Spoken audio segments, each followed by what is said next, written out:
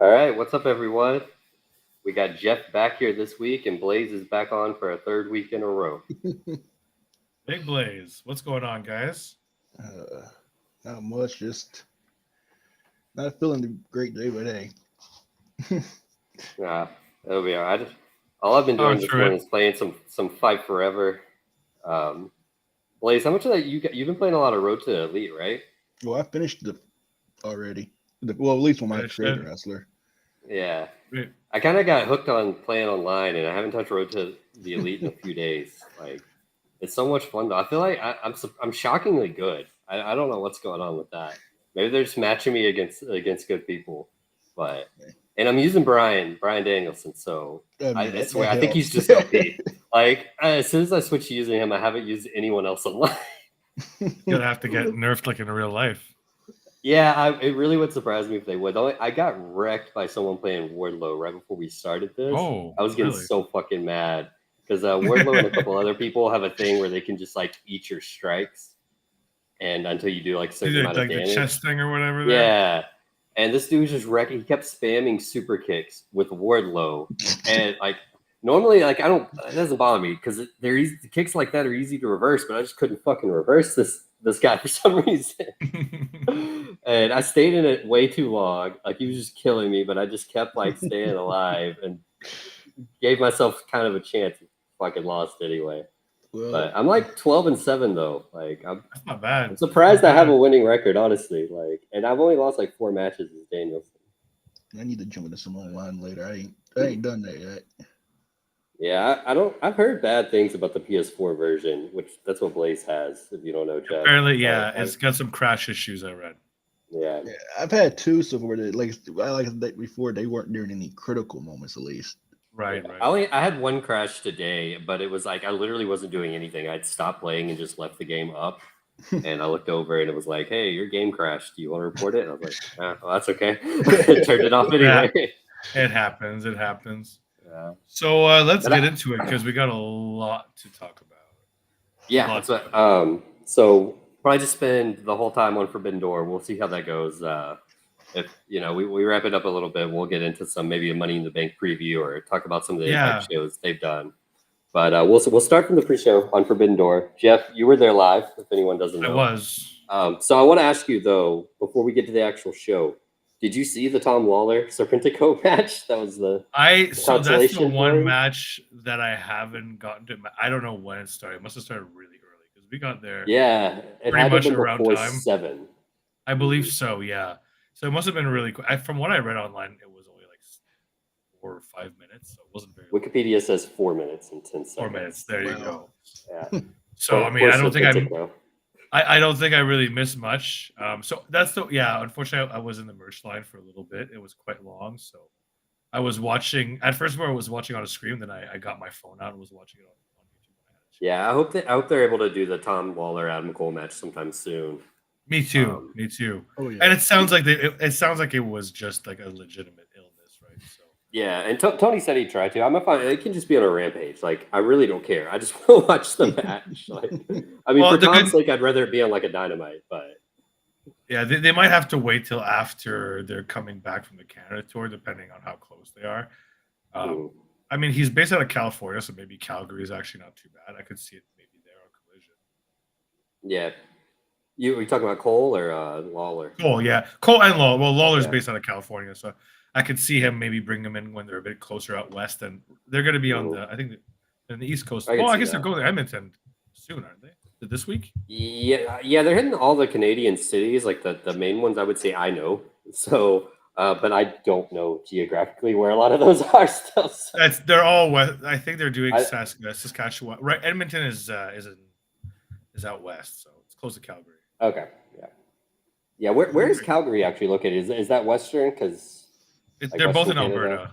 They're both in Alberta, which is the second westmost province. I Westmost mean, league I BC. will get back to Forbidden Door in a second, but I wonder, like, honestly, it seems like a nightmare to do a tour there like they're doing with AEW's schedule because, I mean, they don't have like house shows or anything, or they're at least not doing it right now. So I assume everyone's flying into Canada, flying back, then flying back again, you know? Like, Most likely that's what they're doing from yeah, Florida. The good news is there's a lot of flights out of Florida, but still it's a lot. And the way they did it is kind of weird. Like they did Hamilton this week, which like was whatever, but like they didn't do Montreal or Ottawa, which they could have done yeah. when they were Toronto, which I think would have drawn better. I don't know if Ottawa would have drawn better because it's smaller, but Montreal would have drawn well. So I'm wondering if that was maybe a cost. It could have been a cost thing too. It could also be a thing where maybe WWE has deals with those arenas. Like I know Montreal and Ottawa, like there's only so many arenas. So like in Ottawa, there's only 2 big ones, and in Montreal, there's only really the one big one. Because the other one's very old, so there could be a few things at play there. So we'll see next time. But yeah, I don't know. It's interesting that they went east and then they went completely west the next week after like staying in the GTA area. I don't know. I'm assuming it's just kind of what was available. Yeah. Okay, we'll move on to the first actual pre-show match. Yeah. Though. It was an 8-man tag. You had the Mogul Embassy of Swerve Strickland, Toa Leona, Brian Cage, and Bishop Khan, full strength, against Rocky Romero, Chuck Taylor, Trent Beretta, and El Desperado teaming with the best friends randomly in there. Yeah, just had to get him on there because he was in town. Yeah, well, they had to get him in there before he did commentary because he was on commentary. That's true too. The match was pretty good. I really like how they used Mogul Embassy like all weekend because I was like Collision 2 for the ROH stuff. They basically won pretty much every match they were in, which was great. They look really strong. It's too bad that we don't get to see them in more stories, but as far as matches go, they look really good. Best friends, I mean, they always look good. It's pretty much what you expected out of a performance from them, plus some zany Desperado action where he kind of refused to go along with some of the silliness. I don't know. It was pretty good. It was nothing like super crazy to write home about, but it was fun. No, I didn't pay much attention to it. I was busy during that match. Yeah, I was pretty out of it for a lot of the pre-show too. I was getting stuff ready and everything, but this match was good. I thought, and I agree. Like I thought, especially like Khan and Leona have been looking really good every time they're on like actual AEW TV, not just Ring of Honor. Yeah, I agree. So I definitely think Tony's high on too. So I see that whole group breaking out. We know he likes Brian Cage. We saw kind of jump through hoops to get him to stay. Like it seemed. Right. Yeah, agree or not, Tony likes him for sure. Yeah, and it's working really good. I like the team with Swerve. I want to see all of them do more. Like this could really be a main event act. Not all of them, but the act itself with Swerve as the top guy. I think not now. Like they have to work and build up Swerve, but I think he easily could be at some point with all these guys behind him and Nana, everything. I think so too. I like all the pieces in that stable, honestly.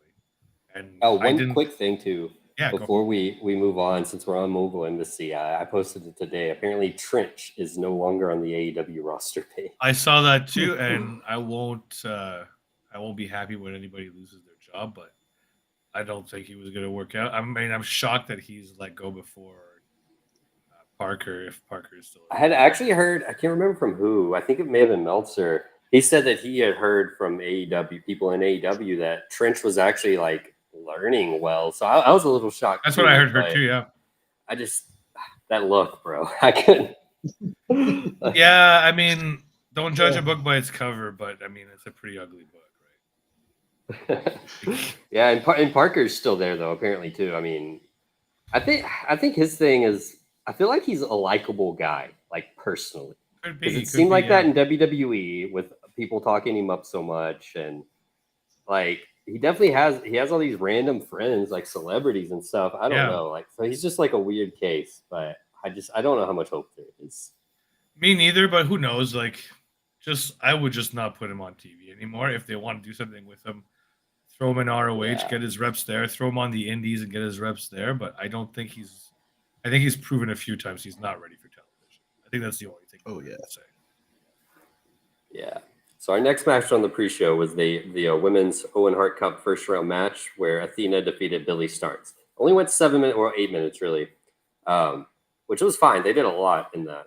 They did a shitload in 8 minutes. I just rewatched the match this morning. It was great. I thought Billy. The first thing I noticed was she took like a nasty power bomb from Athena about halfway through the match. Oh yeah. And she sold it like death. It was amazing. I mean, let's be honest. The match was like 95% Billy getting her ass kicked, but she did that really well. She got some nice drop kicks in. She did a really nice Hurricanrana on the top rope, which was awesome. I was kind of disappointed she didn't have just a little bit more, like a bit more offense. Yeah, I'm surprised she didn't get more. Sorry, go ahead. The most memorable spot to me was when she did the fucking PCO bump on the apron, and she missed that. Anyways, it's not like it was like a highlight of her offense. I know that she did. She did. Why her, did her she do that? Because it gets a nasty pop. Like I was watching it with the Japanese commentary this morning, and they were going pretty crazy over that spot too. But yeah, I do agree. It would have been nice to see her get more offense. I kind of get why she didn't. I think Athena is making it to the finals, no question. She might. I honestly think she's my favorite to win the whole thing. So the way the bracket's set up is she would face Willow next, right? Yeah. In the semis? Yeah, I think she'll probably beat Willow. I wouldn't necessarily be shocked if not, but then I think it'll be Sky Blue and Athena? Athena in the finals. Yeah, with Sky Blue possibly winning. Yeah. Finally break that streak. It'll be either that or who else is on that other side? It would be Ruby and Britt, the winner there. They still haven't had that match. Okay, so it'll be that or it'll probably be Ruby Willow. Yeah. Yeah, those are the two options for sure. That makes the most sense, right? Yeah. Yeah. Ruby and Willow with Willow winning, and then Sky and Athena, which that's a little bit more of a toss-up, but I think they'll have Sky get the two upsets to like really cement her. If they give it to Sky, man, that'd be some very courageous booking. Sorry, you want to say something, please? Go ahead, man. Oh, no, I was just saying, yeah. I was agreeing about that. You good. Yeah, me and Blaze went down the bracket, the whole brackets for the men's and women's last week, and it's like when you break them down with like the possible opponent combinations, both men's and women's look fairly predictable. Like from the start, I had those two women's finals already pegged, and I'm going to be shocked if it's not those. And the men's, I think Punk's for sure making it to the finals, and the only I think it's probably Ricky against him. I would give Hobbs a slight chance too, but that's it. I wouldn't mind that. I think, man, yeah. You know what? The Hobbs Starks one, I agree, might be the hardest. I think it's going to that for sure, but that's definitely very difficult to call because both need to win badly. And Punk also, like, you know, we already know he likes Hobbs and Ricky both. He wanted to feud with them when he first started. He did, actually. I don't remember if he had singles matches against both. I think Ricky was injured maybe during that time. Wasn't that when he had his broken neck or something? But he's still on screen every week, so that's promo battles. I mean, I'd go Ricky both for the drama, and I think the match quality would be better. And he's in the angle too. Yeah, and if they do that angle, then I'm not sure who's turning there, if anybody, which is I think good. That's good TV. All right. Next match though on Forbidden Door was it's another basic match that but I really liked as well was El Phantasmo versus Stu Grayson. Battle of Canadians. That shit was awesome to me, man. Oh yeah. Like everybody was over. LP was super over both nights. It was like a showcase for him, honestly. I thought he was doing all his usual stuff. Like, I mean, Stu did his stuff too, but I felt like that was a showcase for ELP. It was, and I actually thought that the match was gonna be a Stu win, given the stories in ROH. I thought they were gonna keep him hot. So I was actually, I guess I shouldn't say shocked that LP won because LP's still like pretty over. But like New Japan seems to have no problem having LP lose. So I was actually pleasantly surprised he won the match. Super over. He did all his spots.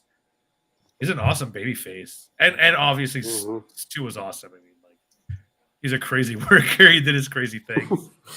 You know what to expect from a Stu match pretty much. It's always the same. It's always pretty like top notch. Hard hitting and high flying stuff. Yeah, one of the few people from New Japan that I actually know And like, so I was just happy he had a match. I feel like when everyone sees ELP for the first time, like they just love him. Yeah. Oh yeah, How can like you this is the not? very first time I saw him. I became a fan. I was like, okay, I like this guy. And he's just as good as a babyface now. It's crazy when he's in Japan, the reactions he gets. I know. Right. I know. Also, did you guys see that they played his old music by mistake? He wasn't the only one that happened to. Oh, did they really?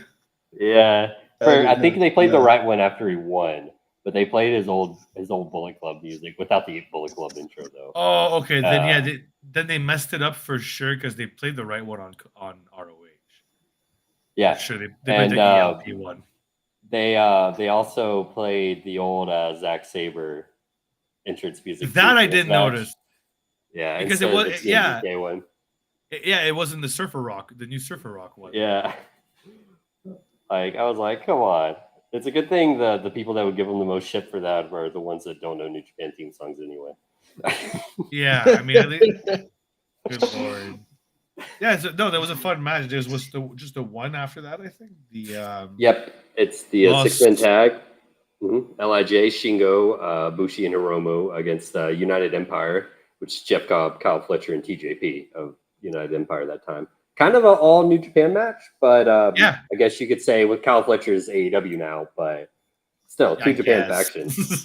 Yeah, it's hard for me to think of two members of a tag team that are part of a New Japan faction as a AEW team. But they are, I guess. It's weird. Well, and you could kind of see too, though, like when they came out, Kyle Fletcher was the one front and center. It wasn't like Jeff Cobb or anything. So I feel like that was kind of like hey, he's the signed talent, you know? That's our guy. He kept the promo, I think, that aired on like Collision or something, maybe Rampage, I don't remember. It was mostly a Kyle Fletcher promo with TJP and Jeff Cobb behind him. So he kind of took over that default leader for that 6-man role. And TJP was there to take the pin. Oh yeah. Yeah. Just like he was all weekend. Poor guy. Hilarious. I feel bad for him. I feel like Tony might not be the biggest fan. I don't think he is. But hey, I mean, I think he got pinned by. Did he get pinned by Bushi? In this match, I do not recall in Wikipedia. Yeah, I'd have to rewatch it again. I mean, the match was fun. I remember about that much. I don't remember it being like. It was also short. Match. The only pre-show match that went over 10 minutes was the first one that I 8-man tagged. It was only 7.5 minutes. That's right. Yeah. But yeah. Overall, it was a fun pre-show, pretty crammed pre-show, as we all knew it would be because. Yeah, I'm glad they did it. I'm 100% like and want them to keep doing just like the one pre-show match for their regular pay-per-views. But for this show, just cram like all the talent you have in talent. Get everybody on there, especially and this more of the card. pre-show for sure, so the main card doesn't just go 8 hours. You know. Yeah, and I thought especially with this card, like it had a lot of singles matches, right? So I think putting a lot of people on the pre-show on multi-matches was made sense to me. 6 out of the 9 matches were singles. Actually, now that you mentioned that's actually crazy rare for an AEW show because he does like it stacking up his multi-mans to get more people on the card. Fuck, it's rare for a fucking New Japan show. They love their multi-man. They have the undercards. Yeah. So yeah, it honestly like especially for a crossover show, even like to have 6 singles matches, I thought even was like a lot. It was impressive. Mm-hmm. We can move on to the main card, though, which started with MJF defending the AEW World Championship against Hiroshi Tanahashi. Couple of things here live. Tanahashi is still super over, no matter what. But he did look slow both nights I was there. The sling blade looks rough. He should drop that move entirely. Like he has way more he can do. Like because it's looking bad. And like I don't want to say that he looked bad overall because I don't think he did. But honestly, even compared to what he looked like against Mox last year at Forbidden Door, because I was at both shows, he looked significantly slower and significantly older. I think he needs to take some time. I'm shocked he's in the G1. Shocked. There's no need for him to be in it, but I guess it's a stream. When he was first announced, and I heard people saying that, I was like, I get it, but fuck off, it's Tanahashi. But yeah, after seeing these last couple, but he's in kind of an easier block. Schedule isn't as bad. He can phone it in. He It's can. not It's not gonna be that bad. as bad as previous years were. The schedule's way easier, which is I'm okay with. It's a match every 2 days, right? I don't think it's 100% consistent, but that might be like the average. I know last year they did it super weird because I remember Filthy Tom Lawler didn't even have his first match, so some people already had like 2, and people were wrestling back-to-back nights and then going a week without having a tournament match. But I don't know. I think they did more people this year instead of I think it's 32 instead of 28. The 28 made it for weird because it was like 7 people in each block. No, I think it might still be 28 again. Thinking about it, I don't know, but it's a weird thing for sure. They time it a little bit better. Yeah. Blaze, what did you think about the Tanahashi and MJF match, though? It was pretty decent. I mean, I enjoyed it for. I mean, it wasn't like my favorite match, but it was pretty. I mean, it was like my favorite MJF match, I should say, lately, but it was pretty good. I was entertained. Yeah, I thought like MJF got good. Yeah, go ahead. The one thing I thought MJF did so well was he did more Ric Flair spots than he's ever done in a single match. Yeah, in this match. Yeah, and that stuff is so old now because it's like 80s Ric Flair spots. Like I feel like a lot of people act as popular as it is, and as many people on the internet tell you, I don't think a lot of people actually realize it. That he's just straight up copying some of it.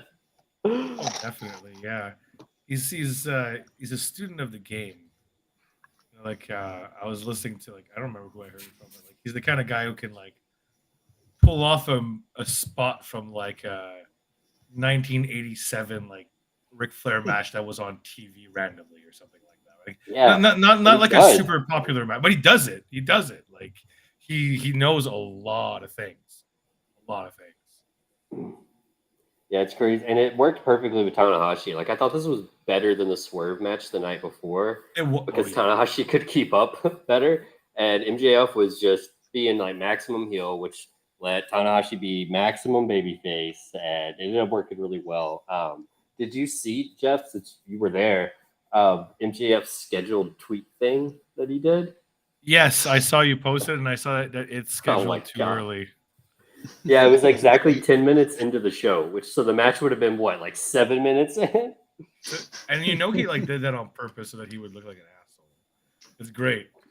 Yeah, and they talked about it on air too. Like I'd already saw it, which was great. It made it even better when they mentioned it on commentary because we were already like laughing about it. I think I saw it just as they started to talk about it, so that made it even better. Like I'm sitting there reading the tweet, and then I hear him. I'm like, oh.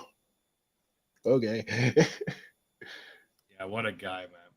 Match wise, yeah, I thought like the pace, like you said, I thought worked really well for Tanahashi. Like Swerve is too quick, I thought, and he kind of made.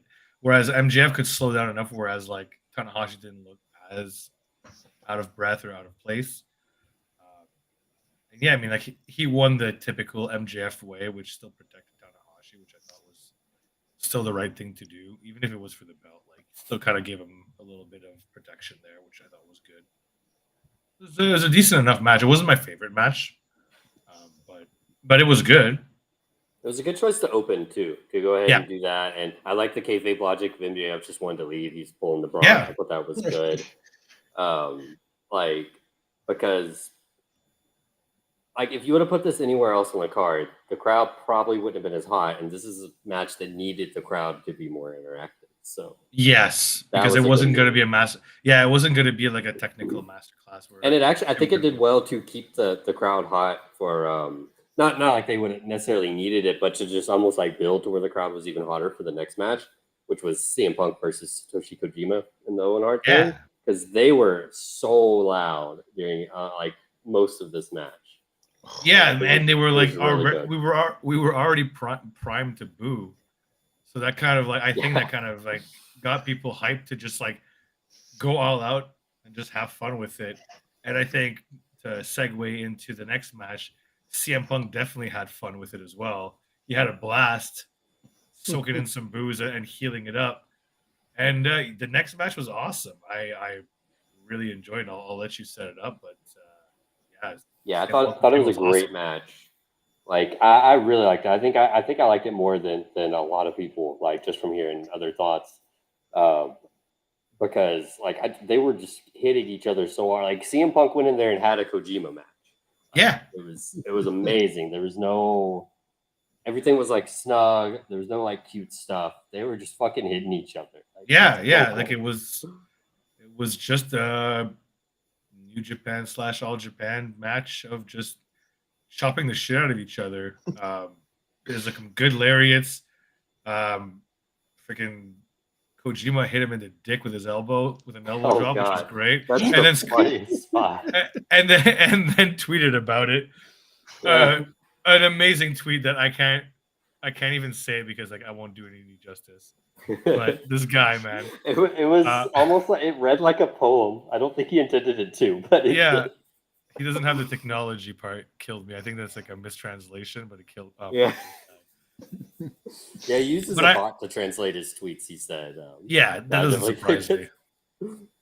But I thought both guys did well, and I thought that first of all, Kojima looked awesome. He looked in amazing shape. He did not look his age at all. He was moving around really well. I think he's 54 because I looked up his age during the match because I was so amazed at how he was moving. Wow. He looked better. You know, it's kind of funny like that I was talking earlier about how Tanahashi looked 1 year later. It's kind of the opposite for Kojima. When he fought Moxley a year or two ago, he looked okay, but not the best. Whereas this time he looked amazing. So 2 years ago, that sounds about right. It was pandemic era, I'm pretty sure. Right out of it, but yeah. Yeah, so like he looked great, and like the crowd was like, I thought it was way more booing Punk than the night before as well, which worked well because he was against a babyface. Once he started playing into it more. He did the Hogan thing, which was great. Yeah, that was awesome. And then he did do the spot referencing that shoot interview in the corner.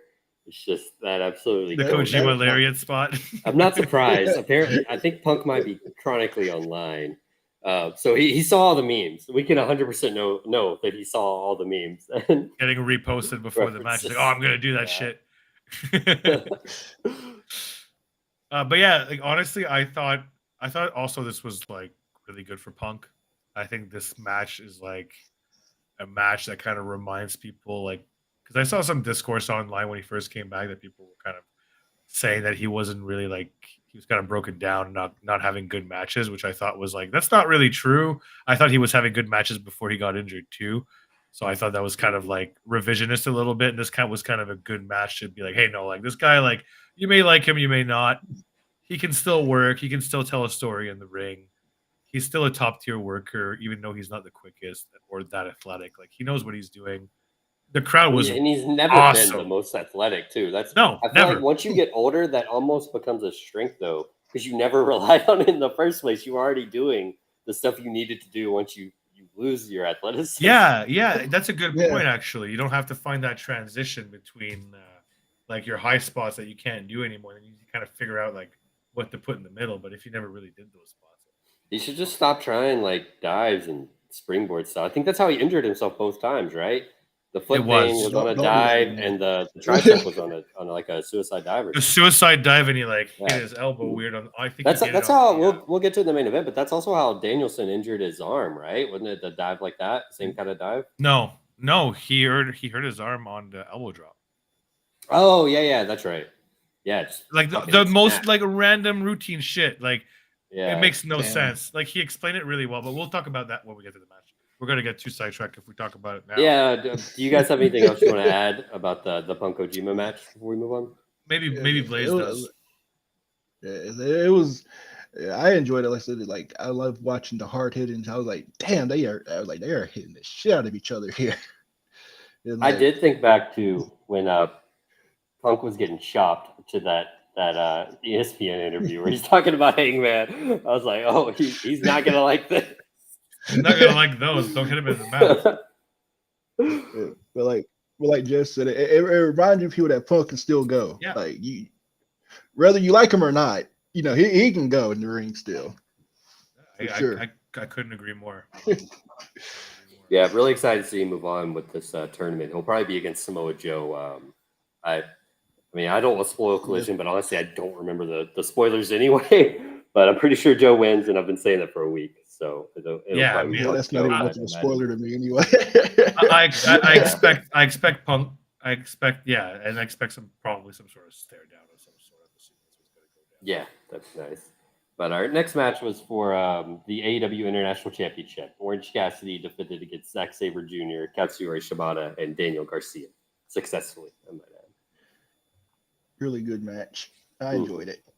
Yeah, it was honestly one of my favorite 4-ways I think I've seen in a minute. Like it started a little, like they were doing a lot of kind of like obviously choreographed stuff, but I feel like after like the first 2 minutes, probably about once it got down to where it was really Zack and Shibata doing most things, it was just fucking awesome. No, you say that it's the best 4-way you've seen in a minute, but we just saw one a month ago too. AEW seems to be pretty good at these things. That's true. Yeah. But it was actually, I wrote it down as my second favorite match of the night. But it was close. Like I would say like that match, the Elite match, and the Punk match were probably like all in my like 2, 3, 4 rank. I can put them really in any order. I thought they were all really good. Mm-hmm. But this one I thought was my favorite. It started off really funny. Daniel Garcia is super over. His stupid dance is super over. I love that they started off with the spot where they were kind of like trying to kick each other and then like holding it. There was a lot of spots like that where they kind of spots where they built off each other.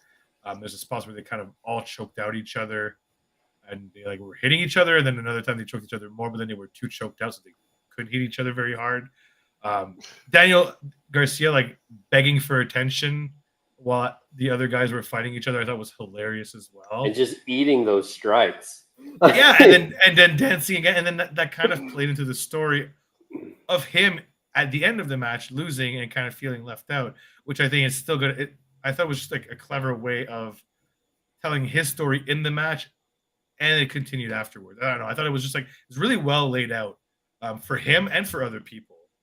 Yeah, I think everyone ended up better after the match. Maybe like I think Shibata ended up better for sure because I think he did more of that match than he's done in a lot of the multi-man. He did. It continued the Orange Cassidy desperation story amazing. And then like you already talked about how much I think it helped Garcia too. I think Zack Sabre Jr. was kind of more there just to hold everything together, but it was still a good spot for him on the card. Well, I'd say it was like not as good as like Claudio last year. That was way more of a featured match. Yes. But definitely, and I think he was crucial to how good the match was. So. And he got the win stolen away from him, so that actually worked too. Yeah. So yeah, I don't know. I have no complaints about this match. I thought it was a banger. I thought it was great from start to finish. It was fun. It was funny. It was hard hitting. It had everything, which was great. It's like it kind of showcased what every person in that match does well to a T. So like honestly, it's a perfect 4-way for me. You remember when people said that Daniel Garcia didn't have personality? The fuck was that? It's unbelievable, dude. Like they say the same thing about Yuta, and Yuta, I think like you can make a bit more of an argument that he's a bit more wooden on promos, but Garcia just like he's had personality since the get-go. Like the dance is great, but like you just have to kind of understand the kind of charisma he has. Just doesn't really look like the like bodacious kind of like larger than life, like super loud guy, but he has charisma in other ways just by his demeanor, the way he looks at people, the way he his shit talking is very, very different, but very effective. I feel like everything he does is like catered to my brand of humor specifically too. Sure. Like all his like hip hop references, especially too. Like just he'll pull some stuff off Twitter, like just random memes to start using. Like he's really funny, and like I find a lot like Orange Cassidy, just to a lesser degree, but he really knows his character and he really studies his character. So like I find everything he kind of does like makes sense, right? Like he knows what his character is going to do in a bunch of different situations. You see that in his facials and the way in his body language and everything. Like that stuff is like hard to teach. It's hard to explain, but I find he really gets that kind of side of wrestling, which I think he's going to be a really good sports entertainer, wrestler, whatever for a long time. He's one of my favorite Yeah. guys. He's really young too, still really young. Yeah, like 24, I think, maybe 25 Yeah. now. And you can tell Tony. Yeah. You can tell Tony loves him too. Like you can tell he likes this guy. He's gonna beat Shibata for the pure title. I'm pretty sure. Absolutely. Like, I mean, he's 100%. already won that belt like what, twice now. But so it doesn't necessarily need it. But they're clearly doing that feud, and him beating Shibata is huge, whether he's already been that champion or not. Yeah, being champion is one thing. Beating Shibata for the championship is a whole fucking different thing. And he's probably going to beat him clean too. Mm-hmm. Yeah, that'll probably be a death before dishonor. I've had that penciled in for like months now. I think July, I think. Yeah, so it's coming up mid-July. Yeah, like mid-July. Fuck, that's coming up in like 2 weeks, 2-3 weeks. Mm-hmm. Yeah, that and like Blood and Guts are on the same time, I think. I think it's right. That's gonna be a crazy month. And the G1 starts pretty much right then. Jesus. Yeah. Oh man, and SummerSlam, bunch of other crap. Yeah, it's gonna be crazy summer, guys. But our next match on Forbidden Door had the IWGP World Heavyweight Champion Sonata defeat Jungle Boy Jack Perry, and probably the bigger story was the post match as well. We can get into that, where Jack Perry finally did his heel turn we've all been expecting. Yeah, he did what we thought we were gonna do. He is who we thought he was gonna be, which is a little prick. The match itself, I thought I liked it, but it was short. I did not like the finish whatsoever. I thought that made it's very disrespectful. Very disrespectful. Yeah, it made. I mean, maybe the point was to make Jungle Boy look like a bitch, and if it was, kudos, it worked because I hated it. That's a combination that Sonata has tried in like every New Japan match he's had in the last 10 years and has not won with it once. Okay, well that's interesting. Then you know what? It was probably like nerdy and very intentional. Yeah, it's like Muda's old finishing combination too, back when he'd still do a moonsault, which is why Sonata does it. But yeah, it was just it was like almost a joke about Sonata though, was he would always get the skull end submission, then he would go up top for a moonsault, even though he had the submission, and he'd miss the moonsault. Then Okada would pick him up Rainmaker, and he'd lose the title match again. Okay. So it's kind of like the same joke they would make about Suzuki locking in this like amazing chokehold and then just having to let it go for no reason for the Gotch pile driver every time. Shibata does it too for like his penalty kick thing, but that's like a cool combo. I like that one better. Just the penalty kick actually makes sense because the guy like falls down and then you kick him. And it's like, I don't know, I feel like it shows he's like impatient, like I don't want to wait for you to pass out, so let me just kick you real quick. Yeah, I'm just gonna kick your head off instead. But yeah, I mean, I don't know. What did you guys think of the match itself before we get into the angle? I don't know. That's one of the ones I kind of didn't enjoy too much, really, myself. It was there, and so it was all right. If I had to give it, I'd probably give it like a 5 out of 10. If I had to give it out of 10, which ain't too bad, but let's say I don't know. I didn't enjoy it too much myself. Yeah, it was a little more basic than I even expected. I thought like Jack would get more just because, it's pay-per-view. He kind of always does some crazy stuff on pay-per-view, but it was a very much like a basic like TV match, really. I think it was mostly just there to get the IWGP champion on the card. So I thought Sonata looked good. He didn't get much of a reaction at first, but I feel like he was getting it by the end at least. Yeah. I felt he got a better reaction on like Dynamite or Collision or wherever he was on. I was surprised too, because he got a great reaction at those New Japan shows in America a month or two ago, like right after he won the belt. And I didn't remember him being in America like anytime like recently. He hadn't came over on any of the other recent New Japan American shows, so I was shocked he got such a good reaction at those. But yeah, and I thought it was good on Collision too when it was Rampage when he came out after Jack beat Buki. That was a good reaction. So yeah, I was kind of surprised it was dead when he first came out. It seemed like. Yeah, I don't know. The crowd I could tell you was just not feeling this match that much. I mean, and they didn't give him a lot. Like there was no like big high spots to try and get. No, they didn't. They didn't give us a whole lot in that match at all. Like there wasn't any. I almost think they wanted to be a cool down. I'm sure they probably thought they needed it by that point. Yeah. And it worked for that, but yeah, very weird for IWGP title match. And it was mostly there for the angle after, really. Yeah, like I found the best spot was the Shining Wizard. That was pretty much it. That was cool. I wanted that to be the finish, actually. Yeah, I would have been happier with that as the finish. In fact, I thought it was over. But hey, then he turned on Hook, which I'm pretty sure we were all expecting. It happened exactly how I wanted it to. The reaction was great. They didn't show it on TV. I don't think really that much, but like he was doing some pretty trolly stuff. Like he was kind of like asking people to do this thing and like making a really I saw a small clip of like that, but it wasn't much. Yeah. Yeah, like it was cool to see live because he was like really antagonizing the crowd, and in a like very like what did I do wrong? Why are you guys mad? Kind of way, which like it's their fault, you know? Yeah, and I enjoy that shit. Like I enjoy like smarmy or whatever you want to call it, kind of heels like that. What did you think, Blaze? Yeah, the thing that y'all mentioned, it reminded me of the whole "Why are you booing me? I'm right," yes, or whatever. Yeah. Like, yes, I love this. Listen, I'm hoping he gets a little bit better with the promo part of it, but I liked how he was after his initial stuff after the heel turn. I mean, I was gonna to bring that up too. Like, what did you guys think of that first promo on Dynamite? I thought it was okay. I don't know what other people thought, but I thought it was fine. Like it wasn't. I thought he struggled at times, like just like certain lines, like you could tell, like kind of rushed through them or something. But I mean, that's just like minor stuff. Like overall, yeah, I thought it was way better than he had done some of his babyface promos. Like the only exceptions I think were the ones against Christian.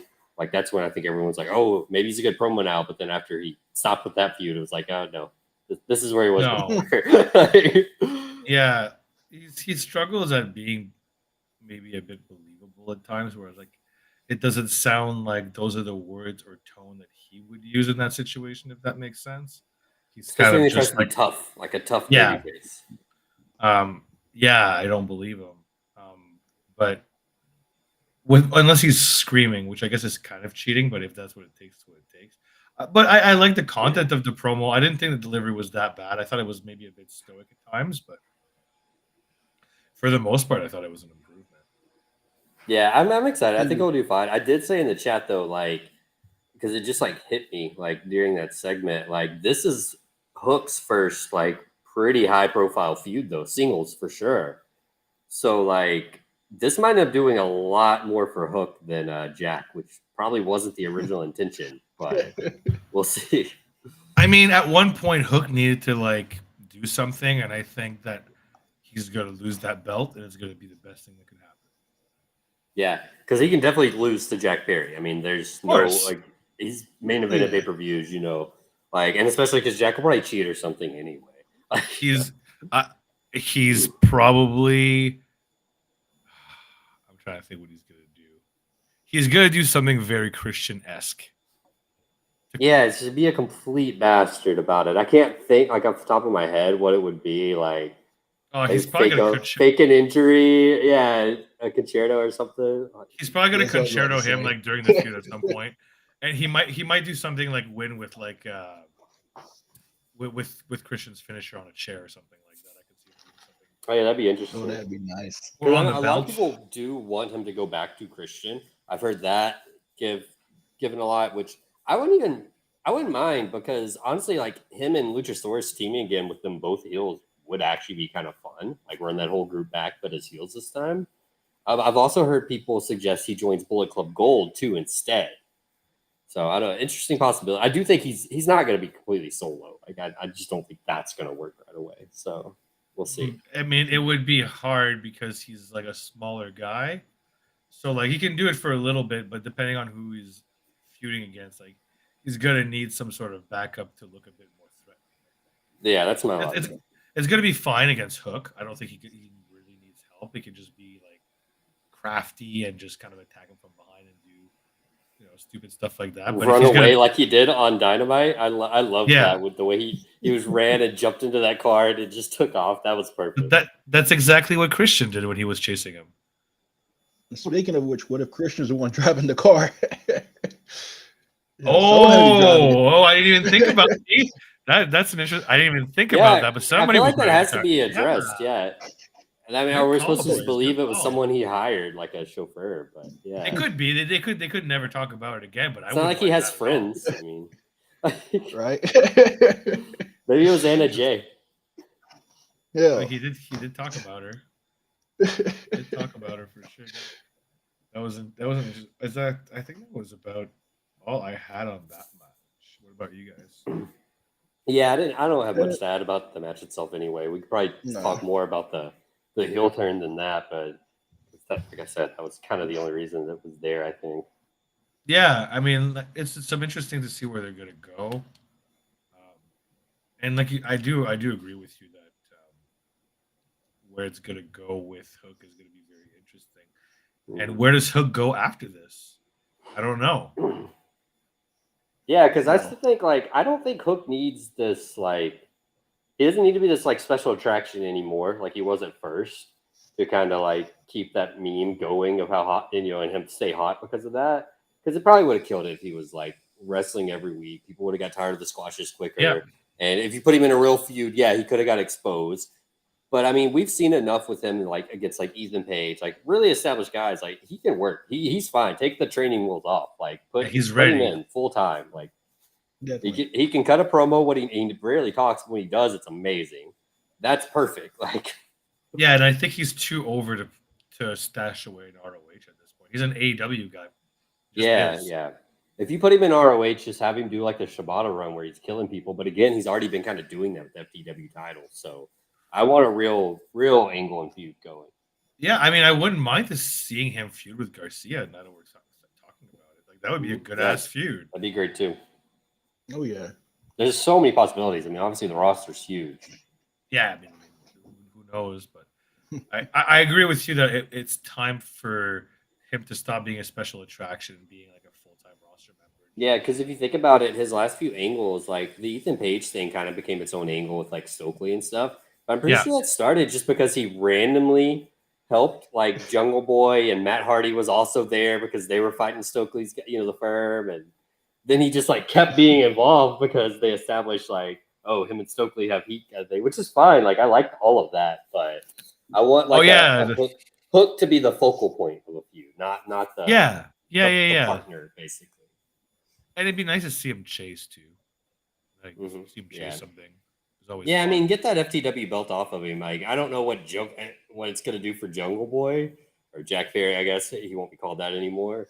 But it's fine to get that off Hook, and I'd love to hear Taz on commentary just bitching about Jungle Boy every week coming out with his belt. It'd be great, yeah. Oh, he should start wearing orange. Oh, that would be great. Oh my god. There are a few people on this card. If you ever watch the main card back, Taz had heat with a few of the New Japan people for wearing orange. They didn't get his approval. I mean, the whole theme of the show was orange too. Yeah. But we can move on from that one though to this 10-man tag, which was absolutely insane. So you have the Elite of Hangman Adam Page, Matt Jackson, Nick Jackson, teaming with Eddie Kingston, Tomohiro Ishii against the Blackpool Combat Club of John Moxley, Wheeler Yuta, Claudio Castagnoli, Konosuke Takeshita, and Shota Umino. Hold In fucking insane match, I thought. It says it went 21 minutes. I actually didn't even think it was that long. I thought they didn't feel that long. 15. It did not feel that long at all. There's no way it felt 20 minutes. That's crazy, actually. Good, I guess that just happens. Yeah, it was that good. This match was fucking nuts. I guess I go through every single person because I think that probably makes it a bit easier. The first thing I noticed, each person had good showcases, I thought. Yeah, Konosuke Takeshita looked like an absolute beefcake monster. He destroyed Ishii with a couple of lariats that looked absolutely it was awesome that Ishii sold like that for him. It made Konosuke look amazing. I don't know if he had a choice on that one forearm. Holy shit. He hit him so hard, and I want to see him. I don't know if it's possible because of some of the politics, but I really do want to see Konosuke fight some New Japan guys one-on-one because holy crap! I think it should be fine, honestly. I know I'm not an expert of it, but he's still loyal to DDT. but he's contracted to AEW now, so there should only be maybe his own loyalty might make him not want to do it. That's what I'm thinking. There's anything that would actually get in the way of it, from how I understand how it should work. And I could be off because there's so many smaller Japanese companies, but isn't Hiromu gonna be at DDT's big show this year? They're what's it called? I don't know. He's the GLEAT show. I'm not sure. I know that too. Yeah, I did see that, but I think he's gonna be at their big. It wouldn't surprise me, honestly, since the pandemic and that time and a bit afterwards. A lot of that ice seems to have been thought out. I think it's the pandemic and the New Japan president. That too, yeah. But people want to make money. They lost a lot of money. Very on board with working with as many companies as possible. It makes sense. Everybody makes money. Think about it though. I mean, we'll get back to this match in a second though. So they have the Wrestle Kingdom they do every year that seems to be yearly now with Noah, because that's 2 years in a row now. You've got Forbidden Door 2 years in a row. You've got 2 Impact crossover multiverse shows in 1 year this year. They're doing the American All-Star Junior Festival, which that's not New Japan branded, but I mean, it's mostly technically Hiromu is promoting it. Yeah. They're doing one of those in America after they did a successful. And right now, there's Fantastica Mania in CMLL in Mexico, which is the first time they've done that in a while. It's usually just Mexican guys come to Japan. So yeah, I think. I don't know as much about it, but I think you got to put a lot of that on Obahari, the president. Yeah. Because ever since he took over, it's just been so much better. I feel like for working with other companies. And I'd be willing to bet too they're gonna bring back Honor Rising or something along. Oh, and Stardom. Lines. We didn't even mention that. Oh yeah, they have Stardom talent not just on American shows, but they've had women's matches on New Japan shows. Rarely, I would still like it to be more, but. I think that's more because Stardom's just so busy with their own schedule, though, than anything else.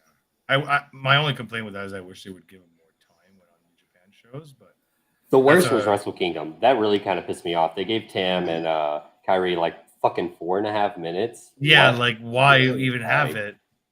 That was not cool. But that's my only issue there. But baby steps. Eventually they get better. But yeah, so you want to go down each person you that's right. So fucking monster. Looked like the beast. Him and Claudio obviously there. Claudio's good at Claudio. Matt and Nick did their thing. I thought Nick, as usual, took care of all the high flying stuff and looked amazing. I always find him very underrated. He's so good at everything he does. He's really good at selling. He just doesn't really I think he had a small botch, which was the first botch I've seen him do. Yeah, I think he's by far the best book. I don't have anything against Matt, but Nick is so much better to me at everything. He's funnier. He's better in the ring. I mean, I really like Matt too, but it's different. They do different stuff. Nick is the glue, but at everything I find, and he's the one who's kind of calling the matches too, from what I can tell. And he's calling the 2-man spots at least a lot of the times. He looked great. Matt looked great.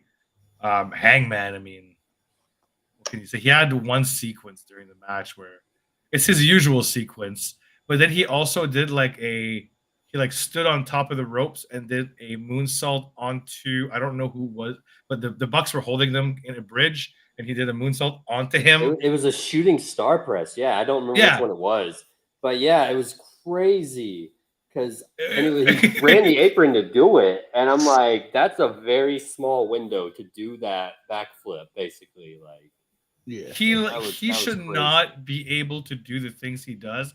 I think that was on Claudio or maybe Takeshita, one of the beefier guys, though. So it was a beefier guy, a better landing than if you did it on Yuta or something. But I think people don't realize how big of a dude Hangman actually is. He's a big dude, and he should not be able to fly in the air that smoothly. It's pretty impressive. Between doing spots like that and doing his thing where he does the super fall away slam from the top rope, it's crazy. And he'll do the backflip version too. Oh my god, he's very versatile, and he's really strong too. I don't know, man. Hangman. Not to go back to Fight Forever, but someone hit me with that freaking backflip slam he does off the top rope today in Fight Forever. It looks so cool. I was pissed, but. Still, I was like, damn, that looked awesome. He's got a really fucking cool moveset, just in general. Who else? Like, I mean, Mox was Mox. Ishii, Mox bled, yeah. obviously.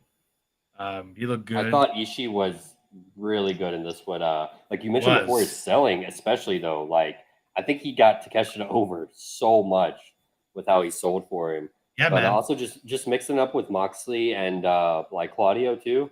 Like I don't think I really have a lot to say about Yuta. Sadly, he was there. He did his job, but he definitely wasn't like a big standout. He didn't do as much as he usually does as far as like heat spots. He kind of just was Or Shooter either, honestly. Like he looked fine. I think my biggest highlight of Shooter was him and Takeshita doing double team moves really well when they've never teamed with each other, as far as I know. Like, yeah. That they looked look pretty good. really fluid as a team. That might almost be something to look into. Like, in the Is there like anything Takeshita does that ever looks bad though? Like no. honestly, like he's so good at everything. Like I don't know. I could talk about this guy all day about how good he is. Like he should not be this good at this age, and he's I don't know, man. And I will say too, like I wrote it down here, like he's even bigger in person than he comes off on TV. Like he is the only guy I've seen that like looks at least as big, if not bigger, than Claudio. And Claudio is huge. Like Claudio's It's massive. funny when you see wrestlers live too, because I feel like a lot looks smaller than they do on TV. They do, but Claudio does not. Takesha's definitely one of them. I've seen him at a couple of AEW shows now, and yeah, Claudio too. Like, oh my god, I saw him up close at that Ring of Honor show, and Jesus, that dude was jacked. But one I want to shout out real quick too, because it just made me think of it, was when I saw Josh Alexander live at this really small indie during the Collective last year. A big I think dude. he was against Warhorse, and Warhorse is not big. Like he's actually a pretty skinny guy, and not that tall. And oh my god, Josh Alexander, he's like 6'3", 6'4". Oh shit, that tall, huge. Like yeah, like, holy shit, because he does not look that big on TV. I feel like unless no, not he's really. Matched up with someone you already know is big, but when you see him against like regular Impact dudes, he doesn't look that big. I was shocked. He's well proportioned as well, so that's probably why he doesn't. It might be deceiving on TV. Whereas like Takesha, like his chest is so freaking huge that like and then like on the opposite side, I know like when you see a lot of like women, they're usually like way shorter than they look on TV. They're very on TV they're the same height, so it doesn't really look like either is like really all that short usually, you know. But then you see them like in person, you're like, oh god. Joey Janela, that was another one when I saw him. Short, he's jacked, but yeah, I was like, yeah, he ran beside me like one time at the Collective, like literally right beside me, and I didn't realize it was him for a second. Like, he's a pretty short. I've seen him a few times live. He's a small guy, but it goes to show with the women too. Like even Athena's pretty short, like compared to like Billy Starks is good. That's why she's gonna be so good. She's so much taller than everybody, and she hasn't even like really like filled out muscle wise yet either. She could get a lot bigger. So pretty cool. But this match, man, Ishii, like you said, like he really put over Takesha, made him look great, and he got the pin, which was shocking. Shocking. He pinned Yuta, right, or was it Shota? I think it was Yuta. I don't remember. The Brainbuster. I think it was Yuta. It was Yuta. Yeah, he put Yuta in the big ass brainbuster and pinned his ass. It was weird. It was kind of a sudden finish. I mean, I know that's his finisher, so I wasn't surprised it got the 3 count, especially because you could see the rest of the participants on screen as they were counting. I was like, oh, no one's interrupting this. But it was weird because they were like a lot of them were all still brawling outside and stuff. But I thought that was kind of cool. It felt so chaotic, like all this shit's going on, and Ishii's like, "Fuck this, I'm going home." At first I wasn't sure it was going to be over, but as soon as he held the brainbuster for a few seconds, from our vantage point, you can see like everybody on each side they were brawling, but they were kind of being held there. It's like, oh, I think it's over. They got that across on screen too, so you weren't like waiting for someone to dive in. So I think that helped. Disappointed by the finish. Yeah, I didn't make it look too abrupt, so that was good too. But it was just Yuta, I mean, yeah, whatever. Who cares? Who's fighting Kenny this week? That was probably my second favorite match of the night, honestly. Yeah, it was my third, so it was so good, so good. What did you like most about it, Blaze? Wait, what? What did you like most about it? It was just This is why I need to take notes. I just remember I can't remember exactly why I enjoyed it. There's just a lot of good action in it. Like, Yeah, absolutely. so there didn't ever really seem like it was a point where like there wasn't anything going on either. You know, like it just that's what helps with multi-man matches. Like something can always be going on. And it helps. I like literally everyone in the match too. Like, even Yuta. Like, I don't have anything against him. I think he does his role well. And so any 10 men like that where they get enough time for everyone to get their stuff in, and I like everyone, so I'm not like annoyed. Certain people are the ones doing it at the moment. It's always great. I was thinking about it though, and just going back through over the whole card. This might be my second favorite match too. Looking back, it's hard. I have like a upper tier, which is basically this match, the 4-way Punk Kojima and Osprey Kenny, obviously. That's my number one, and I'd still put Danielson Okada there too. I think I'd put it lower than the other 3. However many I said. I could agree with that, and knowing what we know, I think it makes it even harder to like. Because a lot of the we'll get into that match then. Yeah. Though. We don't want to get into that yet. I don't have anything else really bad about this match though. Any certain like spots, I think we already talked about a few of the big ones. But any other spots we think of we want to shout out? I think I got most of the ones I remember out there. Like a lot of them were the regular like elite spots or BCC spots. They didn't do the. Matt didn't do his little suplex thing, which I actually kind of like because I'm kind of tired of seeing it anyways. Yeah, I only like it when he does it down the ramp. That shit's hilarious. Any other time. Well, yeah, especially like I don't like it when he does like a double 1-2. It's like okay. Yeah, you're still a tiny Matt Jackson. Relax, but yeah, I don't know. Like it's just much like the 4-way. Like it was just like awesome from bell to bell, and it never slowed down. Like Blaze said, it was just a good time all around. Feud continues. Yep, and we'll see how that goes with Blood and Guts coming up. We can get into some of the future shows too after the pay-per-view. We'll probably have some time looking at it. We got 4 matches left. We'll see how we do. Next match though was the AEW Women's Title, where Toni Storm defeated Willow Nightingale. And personally, I thought it was a good match. Very sudden ending, I thought, but it was one for 10 minutes. I thought Willow was great. It was very hard hitting. They sent the Outcast to the back early, which I was thankful for because it's stupid. I was getting so annoyed because they were like literally just standing there holding the spray paint, like teasing using it. And I'm like, ref, fucking send them back already. But then he did. So I was like, okay, good. He listened. I'll be honest, like I was a bit dead for this match, mostly because the match before was like really hype, and I guess it went long, so I didn't realize that. Match was good. Willow's really over. Went about as exactly how I thought it would go, I guess. So like I said, in that sense, it wasn't the most exciting match because like I figured Toni was winning, and I figured she was going to win relatively clean.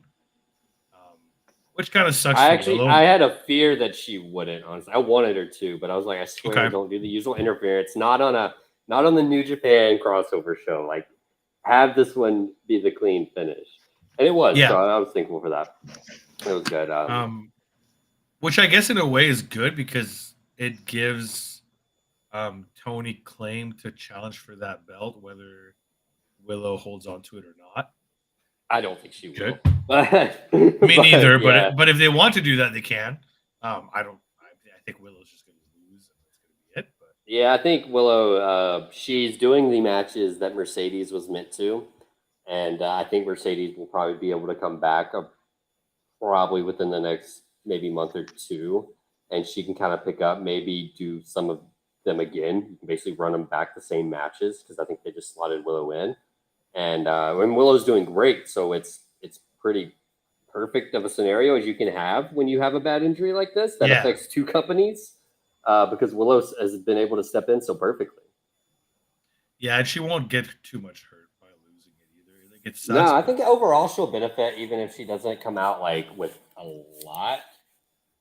There's one thing too, like I think we may have even talked about this, Jeff, before when we talked about the Mercedes Willow match before. But I was listening to another podcast yesterday. They're talking about Forbidden Door and how Mercedes was pretty much supposed to be in this match. We could probably all see that was going to be the case, but they just like shouted out again like how great it was that Mercedes had the wherewithal to audible in the match instead of winning and then having to vacate, because I think that would have hurt Willow then if she then just won the belt some other way, because Mercedes had to vacate it, even if they do a little mini tournament, which would have been bad because they just did a tournament to crown the first one. And you don't want your first champion having to vacate like that. So that audible that I assume was 100% Mercedes' call, because I mean she's the only one that knew her ankle was shattered, I assume. So it had to have been her. The only issue was the ref not getting the memo, but like the actual audible and having Willow actually win the match and being the first champion instead of any like technicalities in the record books, I think that helps. That actually is going to go a long way to help too. Yeah, I agree. I think she did a really, really selfless thing by letting Willow win that title. And even if Willow feels a little bit like a placeholder champion, I think she's still having the matches. She's getting the exposure. I think Japan really likes her, and I think they'll want her back for sure. Yeah, she's done Tokyo Joshi Pro shows before. Yeah. And she's doing her first New Japan ones. Those are July 4th and 5th. So, yeah. We'll see. And honestly, I think she's going to get good reactions, quite frankly. And I think she's going to have a killer match with Julia. Japan loves people with that much personality, especially when you don't need to translate. You know who Willow is. She's happy, she's bubbly, and then she hits you really hard. That's perfect for Japan. Yeah, especially for a baby face. They love baby faces like that. She's like a smiling Ishii, basically. That's a great comparison. So they'll love her. But yeah, the match itself, I don't really have much to say other than like they look good. Storm won as she should, and we don't have to worry about Blaze rioting because Tony did win. Actually, now that's right. Blaze, that's right. You did say if Willow got the upset, you wouldn't actually be upset, right? Like you even like Willow that much. Yeah, I would have been kind of a little annoyed, but I wouldn't have been like how I was before the first time. I would have been sad for Tony because her reign does not need to get cut short like that. Like again, when it's already in kind of another backup reign. Yeah. But at the same time, like I'm never not going to be happy if Willow wins a match. So yeah, no, I would have been straight up cheering, and then would just been like, "Yeah, sucks for Tony." Though. Another thing I mentioned is whoever title was on the line was going to be who I was pulling for, because I didn't want either one to the loser. Yeah, I will say. Sorry, go ahead. Finish up what you're saying. Sorry. I was like I said, because that's what. So if they do the Tony and Willow match for Willow's title, hopefully at time Willow can get the win. Because she don't need to lose it just yet. It would be interesting if they did just do a rematch like that, give Tony the thing, but I don't think they want Tony to lose. Like I'm assuming that'd probably be on like AEW TV. I don't think they would want Tony to lose even but technically, you would think she has a claim to the title if she wants a shot. And does. I don't think they want to necessarily or need to get Willow that heat back. I'd like it, but I think they would probably assume it hurts Tony more to lose. I think if they're going to prime anything up for Willow, it's going to be Athena anyway. So that's why I do think there's a chance she does it in the Owen tournament. Yeah. And then go ahead and wins. She can beat Ruby, like the other scenario I envision could be possible. And then she actually beats Athena after because she earned the shot with the other win. That can be a dishonor, I think. The Owen tournament will wrap up before Death Before Dishonor, right? Like it's not super long. I think they're finishing it up in the final is in Calgary. Yeah, I know that. I just don't know the date, and I don't feel like looking it up honestly. But I think it's like not the upcoming. It's got to be before the Death Before Dishonor, because I think Death Before Dishonor might be the same week as Blood and Guts, and that's when they're out of Canada for sure. Because I think Death Before Dishonor is around. Yeah, it's in Lowell or something. Lowell would make perfect sense. Yeah, that's like a super ROH place, anyways. Yeah, NXT just ran it recently too for one of their shows, which is kind of cool because I think there was a couple guys made reference to. I think Smarks even said he's been to Lowell a few times for ROH shows because they go all the time. Probably a cheap arena or something there. What do you guys think is next for Tony Storm, and who's gonna beat Tony Storm? I'm trying to think. They didn't really have anything on Dynamite, right? For her, it was just the Ruby stuff. That was mostly the only women's stuff, right? Yeah, she's just chilling right now. Yeah, because even if Sky wins the Owen, like I'm thinking, she's already lost to Tony once. They could do it again. I don't think she'd beat Tony though, so I don't know if you want Sky losing again after winning the Owen like that. Sky I is don't like know. Willow. She has I more of think a it claim to depends Athena. on when Hater. Yeah, I agree. I think it depends on when Hater comes back. Yeah. I don't know if they want to just stall until she's okay and have Tony. Tony should be wrestling like almost weekly, getting title defenses. I think like she did when she was the interim champ the first time, because I think that worked really well. But yeah, I don't know, because I'd want to do Hater at All Out if she can do it, or All In. I mean, the London one, if she can go then. Yeah. And even if she's ready sooner, I'd rather them stretch it to All In. They don't really seem to be feuding with Britt anymore. I mean, well, maybe because Britt's going to face Ruby, and Ruby did cut that promo, but I feel like that's winding down. I feel like the women's division is really open right now, But they need to start some new stuff. So, but I don't know what it would be. A returning face Jade Cargill. I've been calling for Jade to fight the Outcast since that angle started. Would make sense, right? The definition of homegrown AEW more than most of these girls. Yep. She was trained by AEW. Like she had her first and only matches in AEW, I think, unless she's done some indie since. But and it gives her a reason to lose because she'd be outnumbered, so it would still protect her as a face if she and people if she doesn't get it done. Want to cheer Jade, I think. Yeah, I think they do. I don't think they want to boo her at all. She's too impressive. She's too much of a star. Pretty, like her first loss was kind of technical. She had just had a match, so like that's what I kind of like with her first loss. Like she's got an excuse. Yeah, like she had a match before that, and she can blame that loss on being too cocky, and then she can use all of that. Like her reason to turn face would make a lot of sense, for sure. Yeah, almost right there. Like it humbled her. She realized she's not the unbeatable, 3 match a night kind of thing. Well, yeah, and she could be like, "Oh, I showed some disrespect to the other women, and that's why I lost." That's a good. Yeah, it'd be cool if she came back. She still needs to be kind of bitchy though, but she could do it like nicely if that makes sense. Just because, like that, her sarcasm is so funny though. Like she, I think she should congratulate like Chris and kind of, say like, let's run it back. I'm 100% though, but congratulate her and be like, that was on me. I'm beatable when you beat me or something like that, but still like kind of be like sarcastic about it. And because I want to see that match like as a legit match, not the minute thing we got. Yeah, for sure. I wouldn't even mind seeing them tag together. That'd be fun. And Chris too herself could also get involved with this Outcast stuff.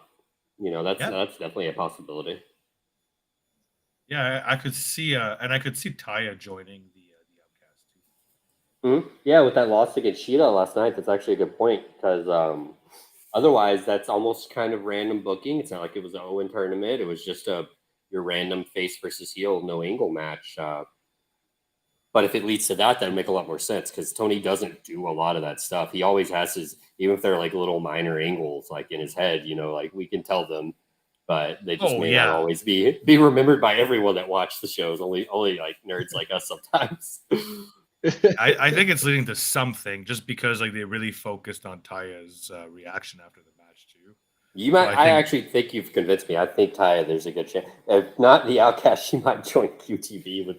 Well, that's my other thing, and I think that I think her joining Outcast would be more based. But what if they merge QTV and Outcast Alliance? Not another merger. We already have Mobile Embassy. I think there's enough mergers. Mergers and acquisitions. But just if they just have like a loose alliance, like maybe due to Taya being with Outcast and Johnny being with QTV, I think that'd be okay. Not like don't be like a full super group, but just kind of be like on the same page. I think that would actually be okay. But God, that would it might be too much too. I know. I really like the QTV stuff the last few weeks personally. It might not be for everyone, but I think it's fucking hilarious. I think it's hilarious. Blaze, do you remember off the top of your head? Did we talk about the Anthony Bowen's like QTV segment last week? I think we. I I'm think we did pretty sure too. we did. But because it was just that Yeah. was so crazy. It's so funny, like when he's like, I'm gay, and then the crowd chants, "He's gay," over and over again, like positively I for the know. first time in wrestling history. Like, I what never a thought I'd see the segment! fucking day, man. I never thought I'd see the fucking day That hearing was that that on was TV, but it was, I don't know, man. I thought it was. Especially with you, Jeff, watching those old freaking TNA shows right now. Oh, Oh, it was bad. oh yeah. it's night and day, buddy. It's night and day. I'm listening to Brian Alvarez and Vinny are rewatching the old TNA from the beginning too. They started probably like a couple weeks after you guys did. I think they watched the first 2 episodes and they're talking about it. And me and Blaze, when we were doing our 2002 watch, we had watched most of them for the year of 2002 as well. And man, yeah, it's so dated. And the thing is, it was like some of it was it was the time, but also it was also like still dated for the time, even in some cases. Like it's not like that was just what everything was like in 2002. It was not. Some of it It was was very not. much still dated, and partly due because they were in the South. But yeah, like Yes. that wrestling's But came a long way. they were trying really hard to be like racy, right? Like to be like edgy. Yeah, definitely the whole thing. And I think you almost had to because it was on pay-per-view. You had to sell something like you're gonna see stuff you won't see on regular TV. Yeah. And then they never even did any of that shit, which made it even worse. But they would tease it like they were going to. Yeah, but it was it's just lowbrow stuff there. It's one of the reasons why wrestling had that connotation for a long time. It just is, right? Yeah, I mean, And a lot and of we'll shit move like on to the this. next match real quick, but I just want to add one more thing too. That's also why even during the Attitude Era, when Raw, Nitro, and everything were doing just ginormous ratings, even by comparison to the rest of TV, and especially history for wrestling, they're the best ratings they've ever had. They weren't making money on their TV deals back then, though, from what I've read, because advertisers didn't want to advertise during wrestling. So. And I think it was funny too because I do think they were high in the demo now that's so important, but back then that wasn't what advertisers even cared about. So it didn't matter that they were getting a high 1849 as much.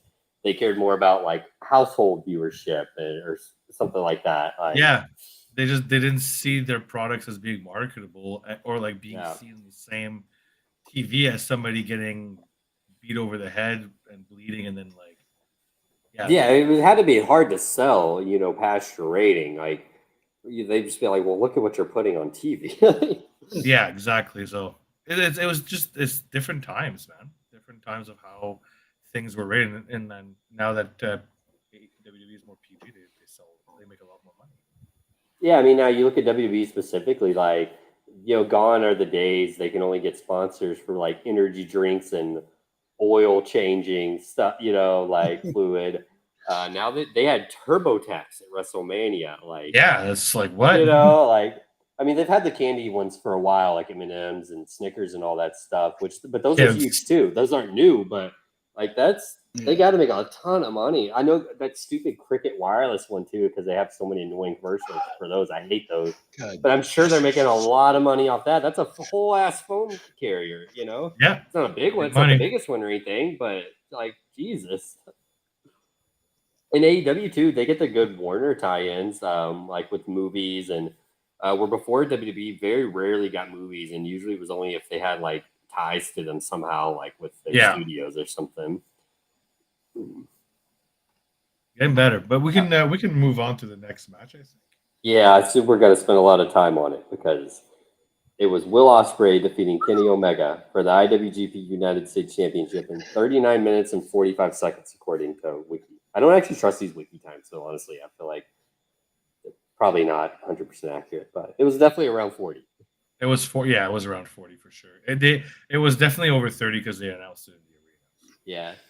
Hold on, I'll be right back. Someone's at my door, but you guys go ahead and start talking about this match. Yeah, for sure. Obviously, like it was my favorite match of the night. It was probably most people. It was probably most people's match of the night. I don't know, man. Everything about it was really surreal. I thought that Osprey's entrance was great. He had the whole video with the like the riots in Canada, kind of like prefacing what he was going to do to Kenny, watching the old match on his TV and kind of like cringing and kind of rebuilding himself. And he used Elevated, which I thought was amazing. I love that theme. It was really awesome to hear it again, especially live. It was taught me personally a lot.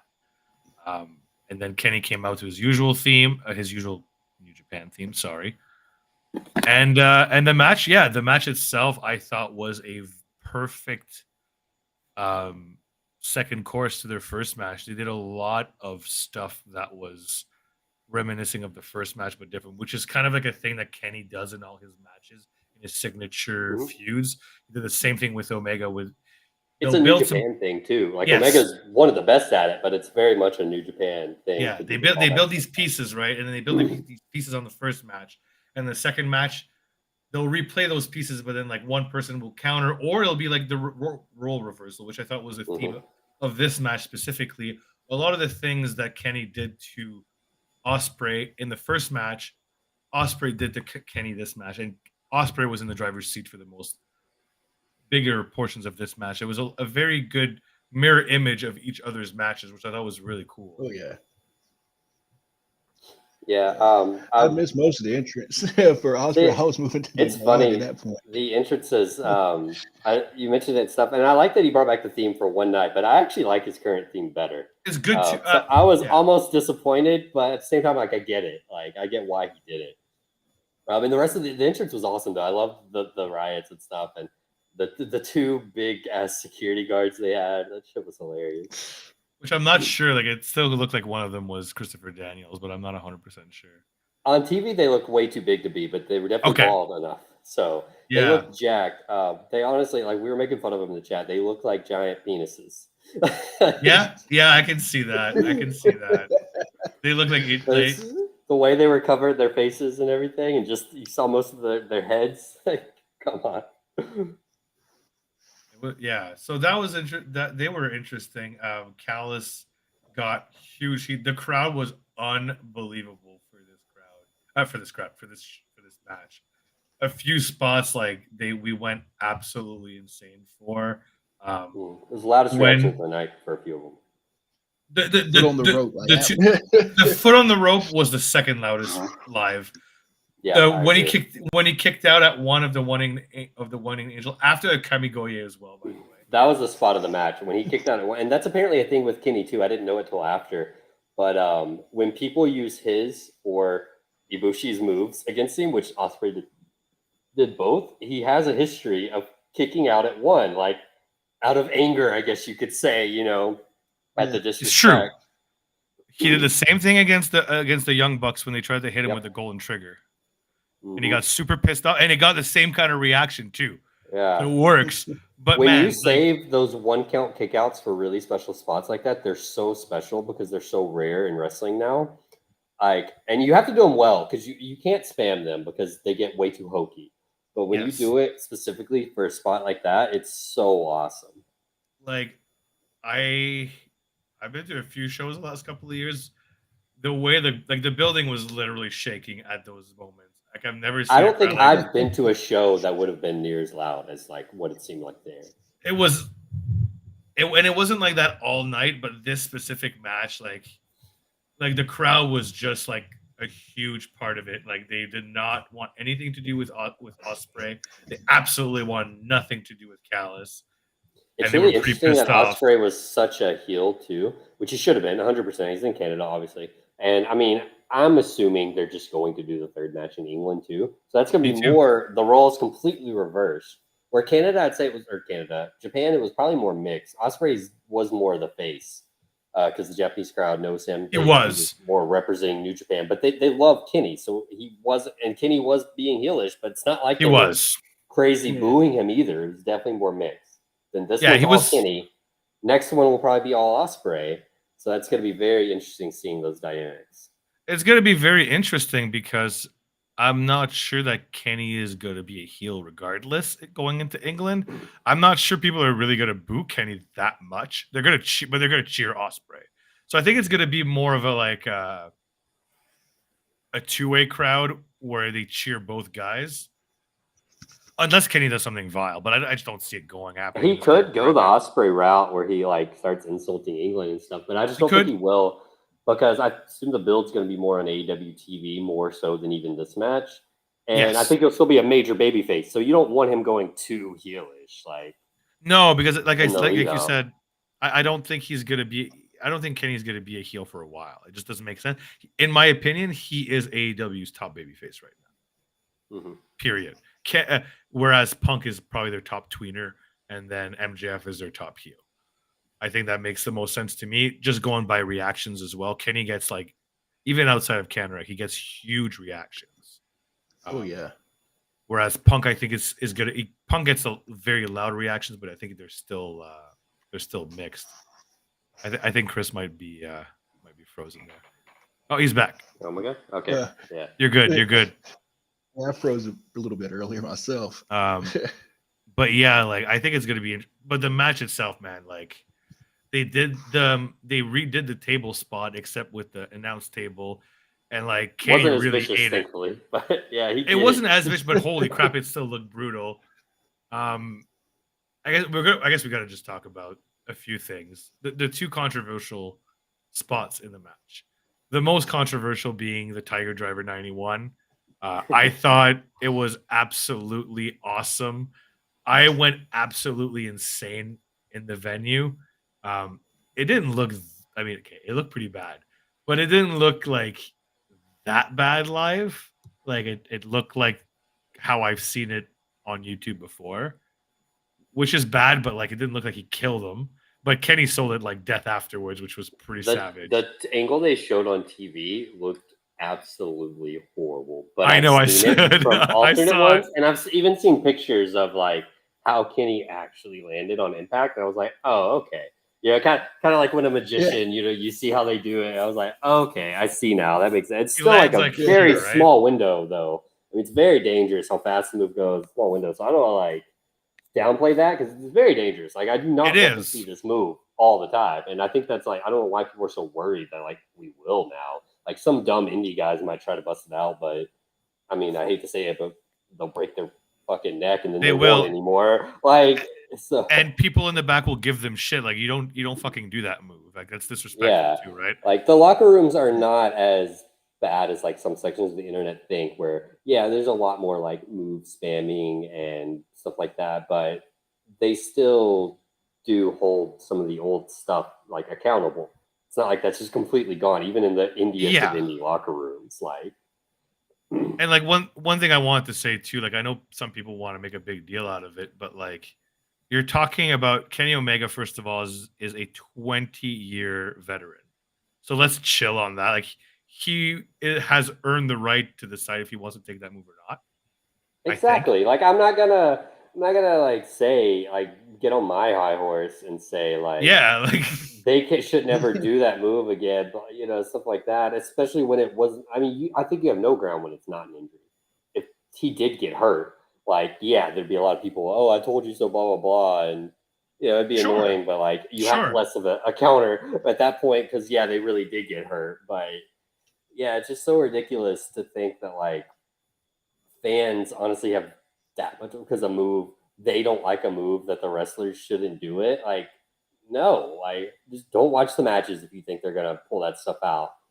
It is my opinion that if you're that offended by this move, you're getting fucking worked, and you've gotten worked because now you're either that or you're just arguing in bad faith. In which case, who cares? Your opinion doesn't really matter anyways.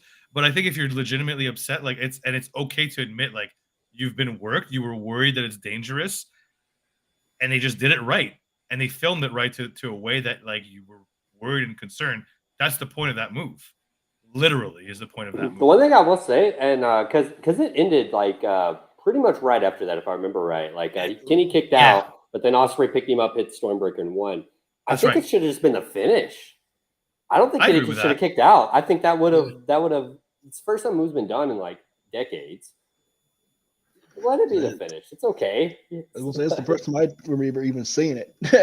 So I've never seen it live. I've never seen it live, 100% for sure. I don't think anybody's done that move since like early 2000s when Misawa was still alive. Yeah, I'm not even sure the last time he did it. I don't want to say no one's ever done it besides Misawa, but I don't know of anyone. So I've never seen it. Like somebody like Sasha might know, or like somebody who watches a lot of indies like might have seen it there, but or like I can't somewhere in imagine one no of the one on the indies hasn't been stupid and tried it. Like I'm surely it's happened like once. right.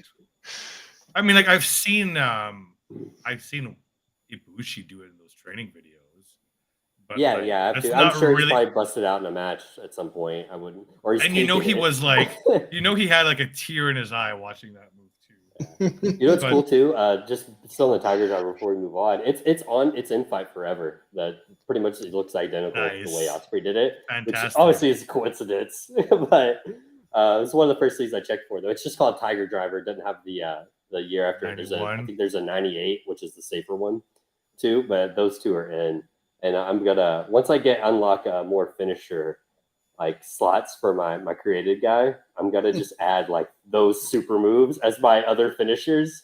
I have like the TKO, which is my normal finisher. I'm gonna add like the Tiger Driver, the Burning Hammer, like just all those crazy. And I'm gonna use them, use them rarely because you can have like 5 finishers, I think.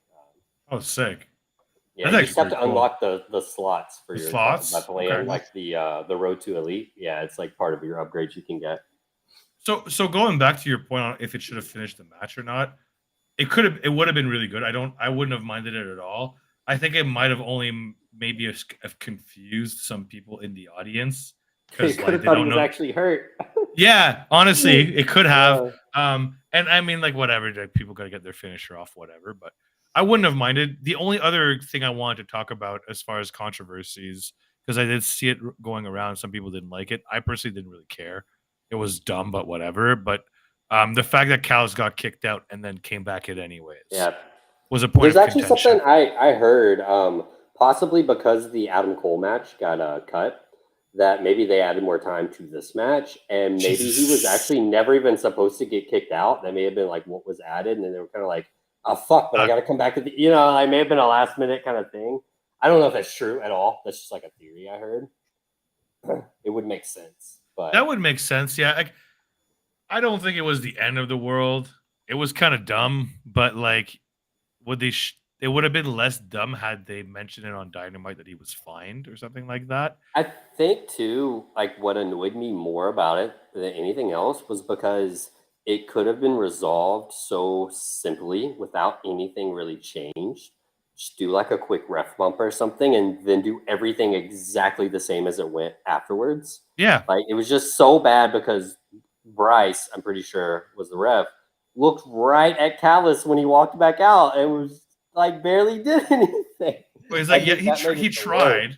He tried to like kick him out and get physical with him, but then he's like, I don't know. It didn't quite get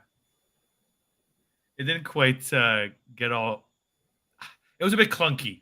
The execution was a bit clunky. Yeah, but overall, it was definitely a minor thing. Like I do find it funny people harp on it because it was like 20 seconds. The one negative of the match. So of course you have one of the best matches of all time, and the people that know they're not allowed to like it as much as everyone else, they had to find That's a good way to put it. So that's a good way to put it for sure. But like, man, like it had all the stops and then all the moves. I liked it just as much as the Wrestle Kingdom match for different reasons. I thought it was the perfect match to have at Forbidden Door, whereas Wrestle Kingdom was perfect to have it there, like for the settings. I thought they matched their settings really well. I thought the storytelling in both were great.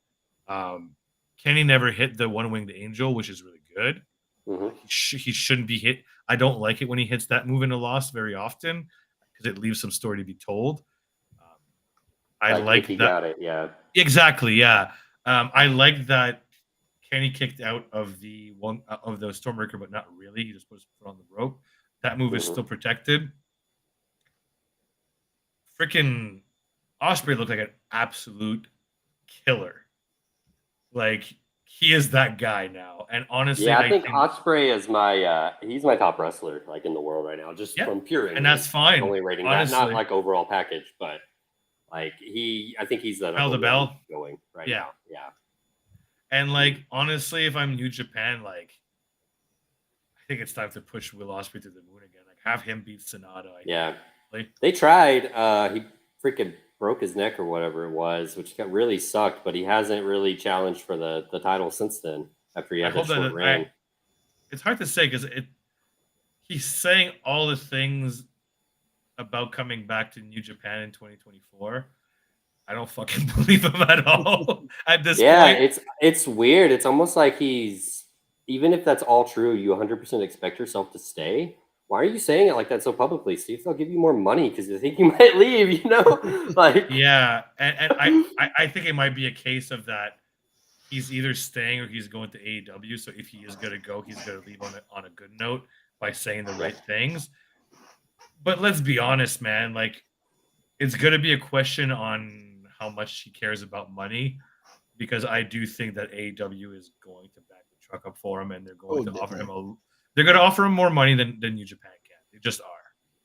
Yeah. So it's going to be interesting. I think he's that guy. I honestly do think I agree with you that bell to bell, he's the best wrestler on the planet right now. He might not be the best of all time, but I think right now he's the best wrestler on the planet. He's doing it with everybody. I don't know, man. I don't know what else to say other than seeing this match live was I think I'll personally always remember, because it's one of those matches I think that it's going to be in the history books for a long time. People are going to remember it for a long time.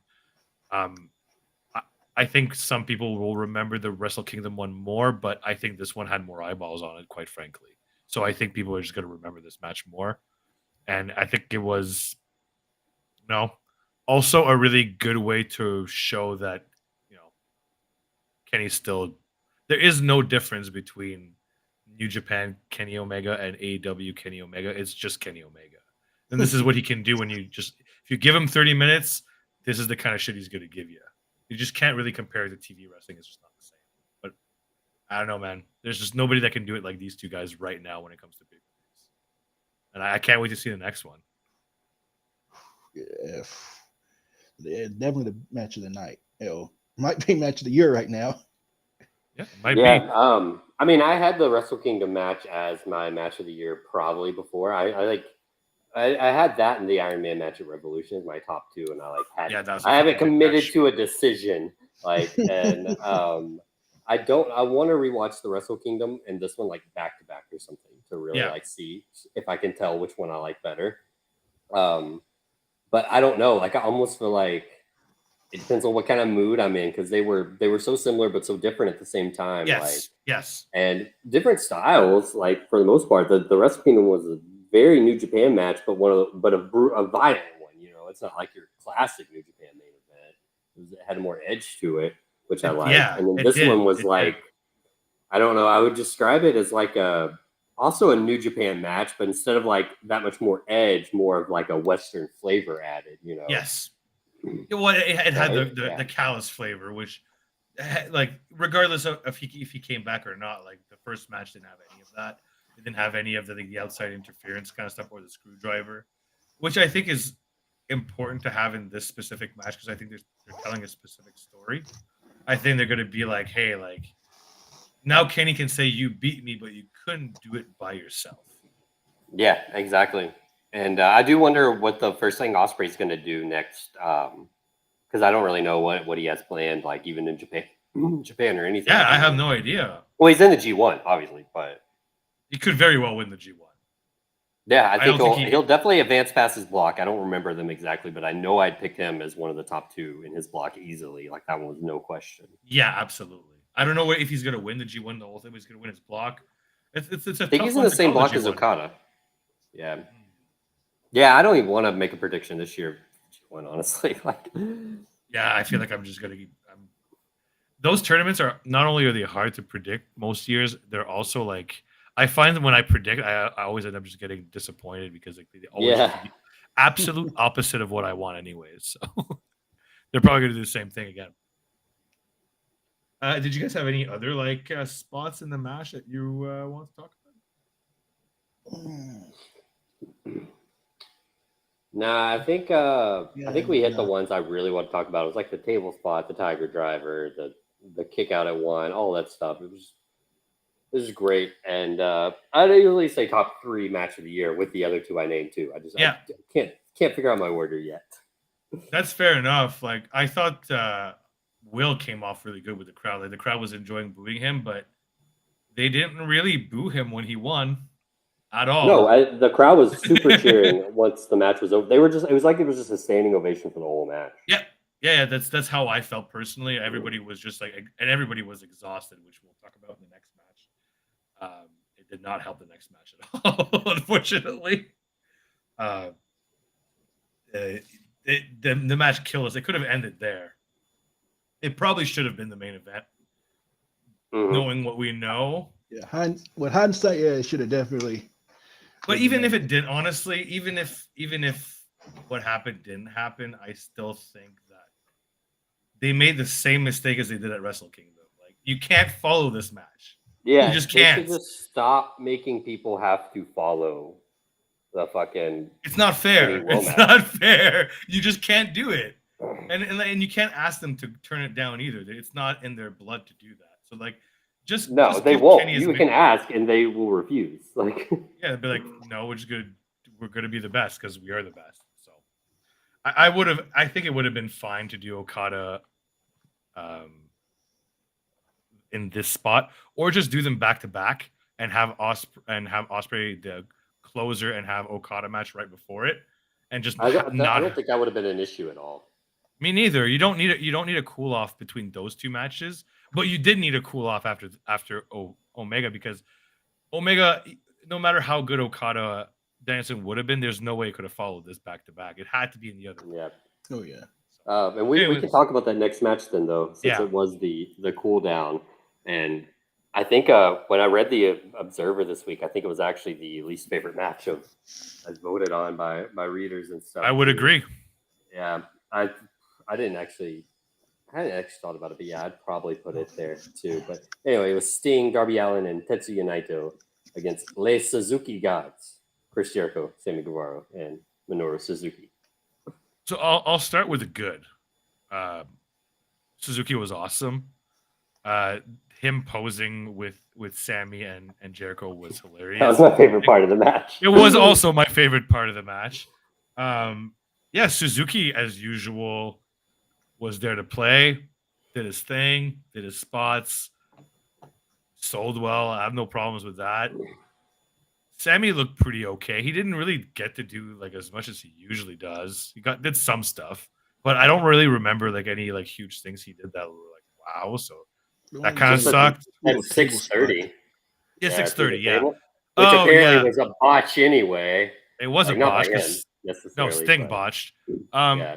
One Jericho spot I did enjoy was, I don't remember who he hit, but somebody tried to dive out of the ring and he hit the Judas Effect onto them outside the ring as a counter as they were flying. I think that was Darby. Yeah, it was Darby. Yeah, he was doing his crazy dive thing. That looked really cool. That's about like all the the spots that I enjoyed. The match had like no fucking heat. The crowd was not into this at all. I tried. They sung Suzuki's theme song. I feel like they barely sung Judas though. After we barely sung Judas at all. It was weird. Yeah, the crowd was just dead from the other match before. Honestly, we were just like it's just too crazy of a match for 40 minutes. Like we had no energy left, and it was getting. And I mean, I personally I knew what I was getting this match. Like, yeah, me too. I wasn't expecting much. I wasn't necessarily disappointed. The only thing was like the stuff like Sting not moving out of the table in time. That sucked. It just didn't really hurt anything because he did just no-sell it and get right back up and do his spots. But like it just sucked because I was like worried he might actually be hurt. Yes, and it seems fine clearly, but I was like, "Fuck! I really hope he's not hurt." And that's all I was thinking about the rest of the match. He's using up a lot of his last few bump cards, man. Like holy yeah. Fuck. I'll get to the negative too. Like, I was really hyped to see Naito, and he did fucking nothing. It was pretty disappointing. Like he didn't hit Gloria, he didn't hit Destino, he didn't take off his shirt, which whatever. Like I know it's a meme, and like that was fine, but like he did not look like he wanted to be there at all, and he still got a huge pop when he came out both times. So I thought that was a bit disrespectful to the crowd. I don't really care that it was a cool down match. Like I thought it was a bit unprofessional. I Maybe did I'm see taking it a bit I personally, think I but may have posted, but it said between the team of Sting, Darby Allin, and Naito, there's one good knee between the three of them. yeah, like I don't know. If that's how the match was gonna be, I would have rather throw like somebody like Shingo or Hiromu in there who's gonna bring the quality of the match up, which Naito did not do. I don't know. Maybe he's hurt. I don't want to rag too much on Naito because I really do like the guy. I don't think he's hurt like hurt. I think it's just his normal body. Like this is just how his body is at the moment. He really does only, even in Japan, that's the Naito you get pretty much in most every show unless he has like an actual singles match where he will he'll bust out all the old stuff like even though the one he had against Dookie a few months ago at like Dominion or whatever, he went great on that one. But that's the last time I think I've seen him pull that out. And even in the G1, he'll do it probably for about half the matches, the ones he has main events for and stuff. But yeah, it's just how he works now. Yeah. That sucks. I don't know how much he's really got left because he can't do a lot of his old stuff anymore. Nah, man. I know people want to see the LIJ against La Faction match, but I think people might want to like temper expectations even on that if it ever happens, because I don't think Naito can really. Naito can't hang with Andrade and Rush. Like he just can't. There's no way.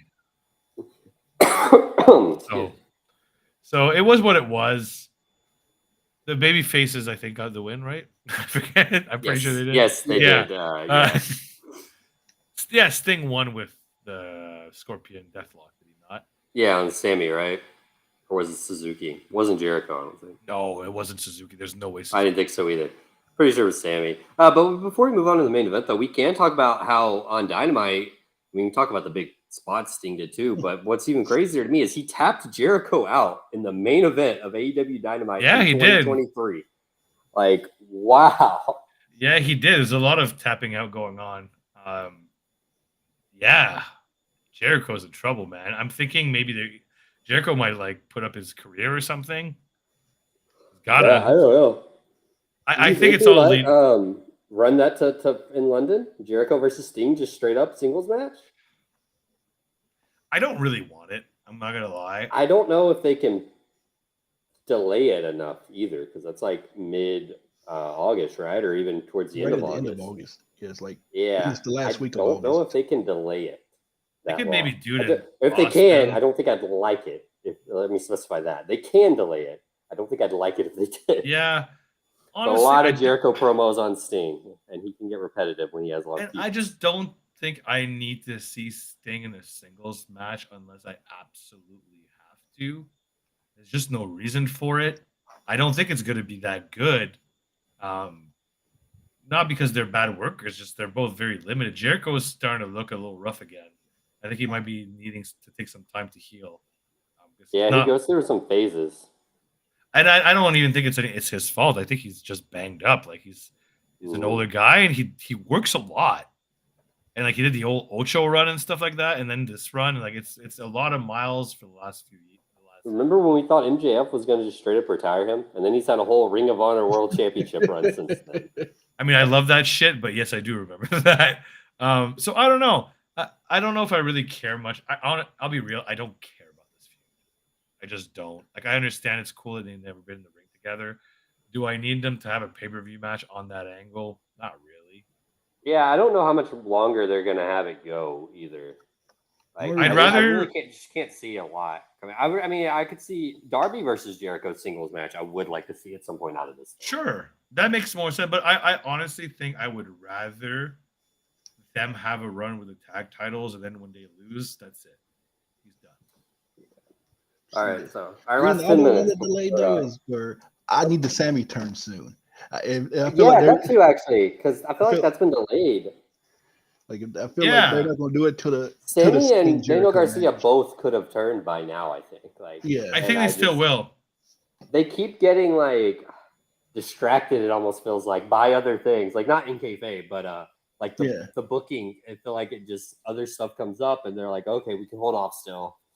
Like, yeah, it's weird. Well, the good thing is that all of Jericho Association Society will have like kind of like a reason now, because it's been like since the Andretti feud that Jericho has been consistently losing, right? So they have a history of being like, and I think too, hey, you can turn Sammy and Daniel Garcia, let them do their thing, which would be good, and you keep Daddy Magic and Angelo Parker with Jericho. Just have them be the guy he tags with. You know, like they're fine. They're not as good, obviously, but for that role to take the pin in a Jericho tag match, like they're fine. You know, like. Plus, I do think this way too. Like, they could have Garcia leave without switching alignments as well. Like, he could just be like, "Nah, Chris, you're kind of a loser. I'm gonna go do my own thing." Yeah. Without necessarily turning, because I don't know if I really want to see him be a full-on face. Anyways, I don't think that's a great role for him. I think like heelish tweener is like where he's best at least for the foreseeable future. His act works better that way. So I think he'll probably get some cheers regardless, just because he's kind of funny. But anyway, we need to move on to the main event real quick, though. We got 10 minutes before Money in the Bank starts. So as we know, obviously, Bryan Danielson ended up tapping out Okada after, according to Wikipedia, 27 minutes, and that's including the last 10 minutes he wrestled with a completely fractured forearm, a broken freaking arm, and he tapped the goat tapped out the goat with one arm. Like I he had to audible the submission. He really couldn't even do the actual submission because of his arm. He couldn't. Amazing audible. Like, I don't know what your guys' reaction when the match was over, but almost everybody that I was with in the arena was just like, that was a look. Everybody was just like silenced with their mouth open. They could not believe that as stunned. At first, I was like, wait, that's it? And not like as in is that all? Because like I said, they still went 27 minutes. I just didn't expect that specific spot to be the finish. Yeah. But then it hit me. I was like, holy fuck, Okada just tapped out. Like, and at that point, I was just hyped.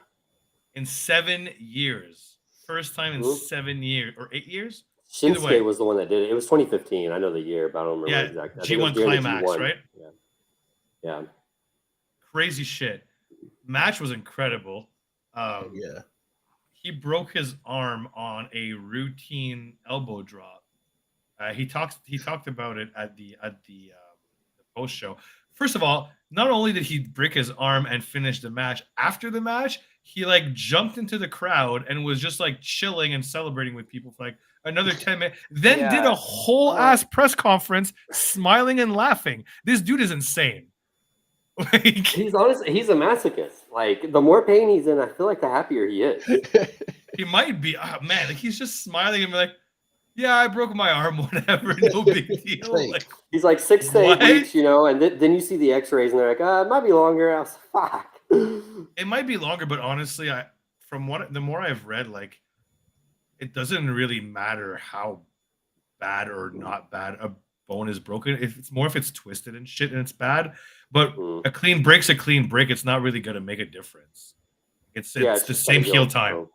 Yeah, it's the same. It's a heel time. So the match itself, though, I thought was really good still. I think the only real negative was having to follow Ospreay Omega is the only negative I would say, because I still thought they worked it really well. It was like kind of the classic New Japan slow build to the ending, and which then kind of sucked because the ending had to be slightly changed. So when they were just like getting to that really hot part, you know, some stuff kind of fell apart.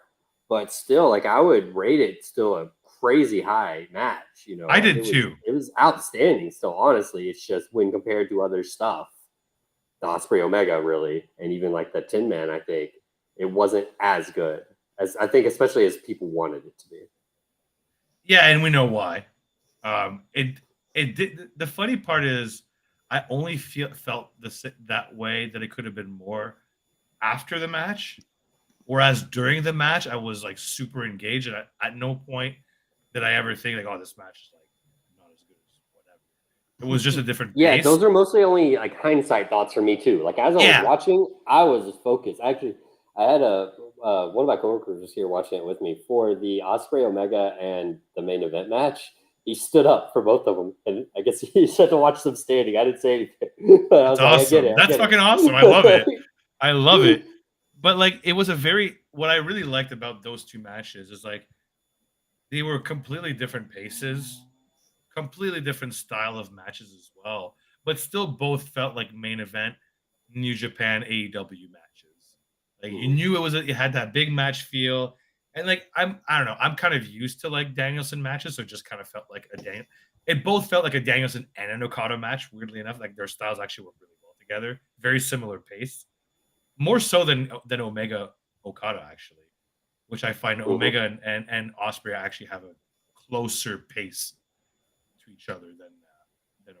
Well, Okada likes to work slow, like not in a bad way. It's very methodical. He's a very methodical wrestler.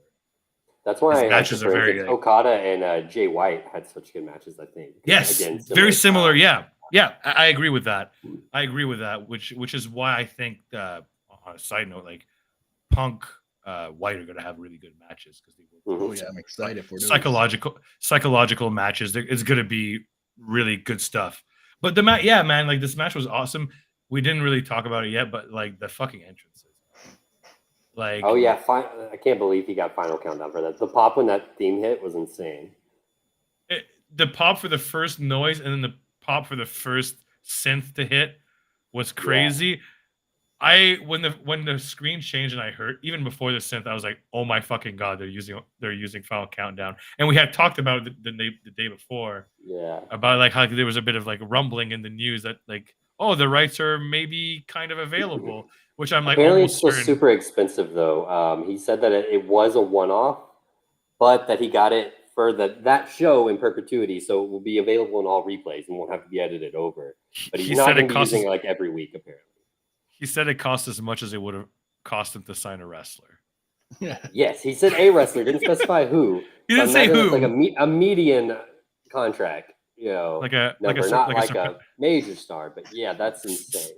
Somewhere between a Miro and a Serpentico. So maybe like a Scorpio Sky. I can see that, yeah. Which is crazy for one night, but it was so worth it. And he looked so fucking happy. Like I could see him smiling from down on my seat. And when he got on the turnbuckle and everybody sang Final Countdown, he had this giant smile from ear to ear, and he didn't even he's like, I'm not even going to pretend to be a heel tonight. Yeah. Because like it's not going to happen. No, he couldn't help it. He didn't know heelish things really at all. Really. He just had a fucking match. And then the Okada box, man, that shit was surreal. Like I don't know if it showed how many there was like on TV, but like it rained down for what felt like a whole ass 5 minutes. It was a lot. It's crazy. Bryce couldn't even get them all out of the ring. I think Bryce was that much too. He couldn't even get them all out of the ring. Like he tried. And, like Okada had one stuck to his back for like half the match. Yeah.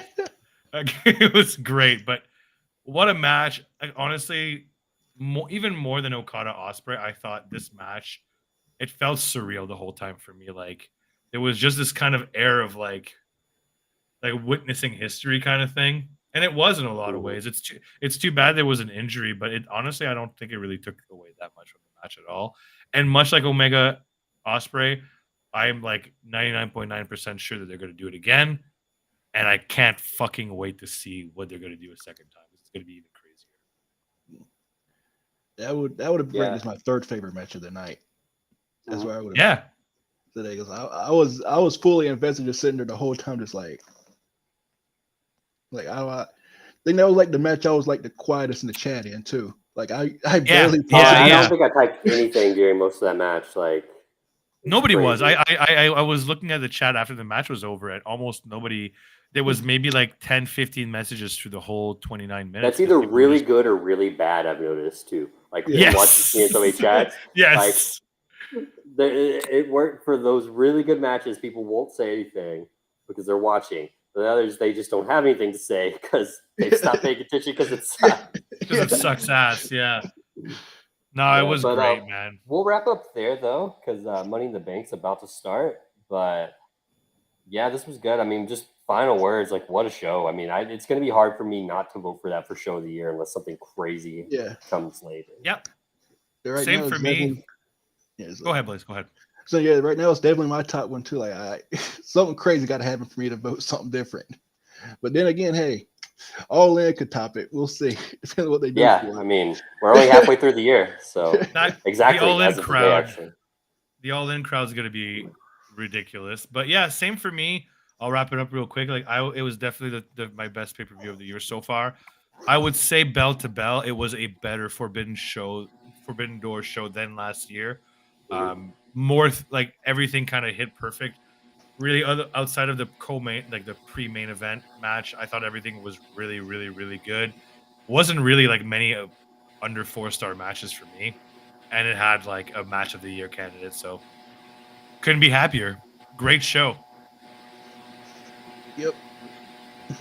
Yeah. All right. Well, we'll be back next week. We'll see. Probably at our normal time, I assume. I don't think there's any wrestling that gets in the way this time, and we'll probably be reviewing Money in the Bank and anything else that happens this week. Those crazy New Japan shows on the 4th and the 5th for sure. Can't forget about those. Yeah. So yeah, we'll see what we have next week and what all happens. And I'll see you guys next week. Blaze, you're welcome to join again if you want. Yeah, for sure, man. It was great seeing you, buddy. All right. Hell yeah. All right. Peace out. Good night.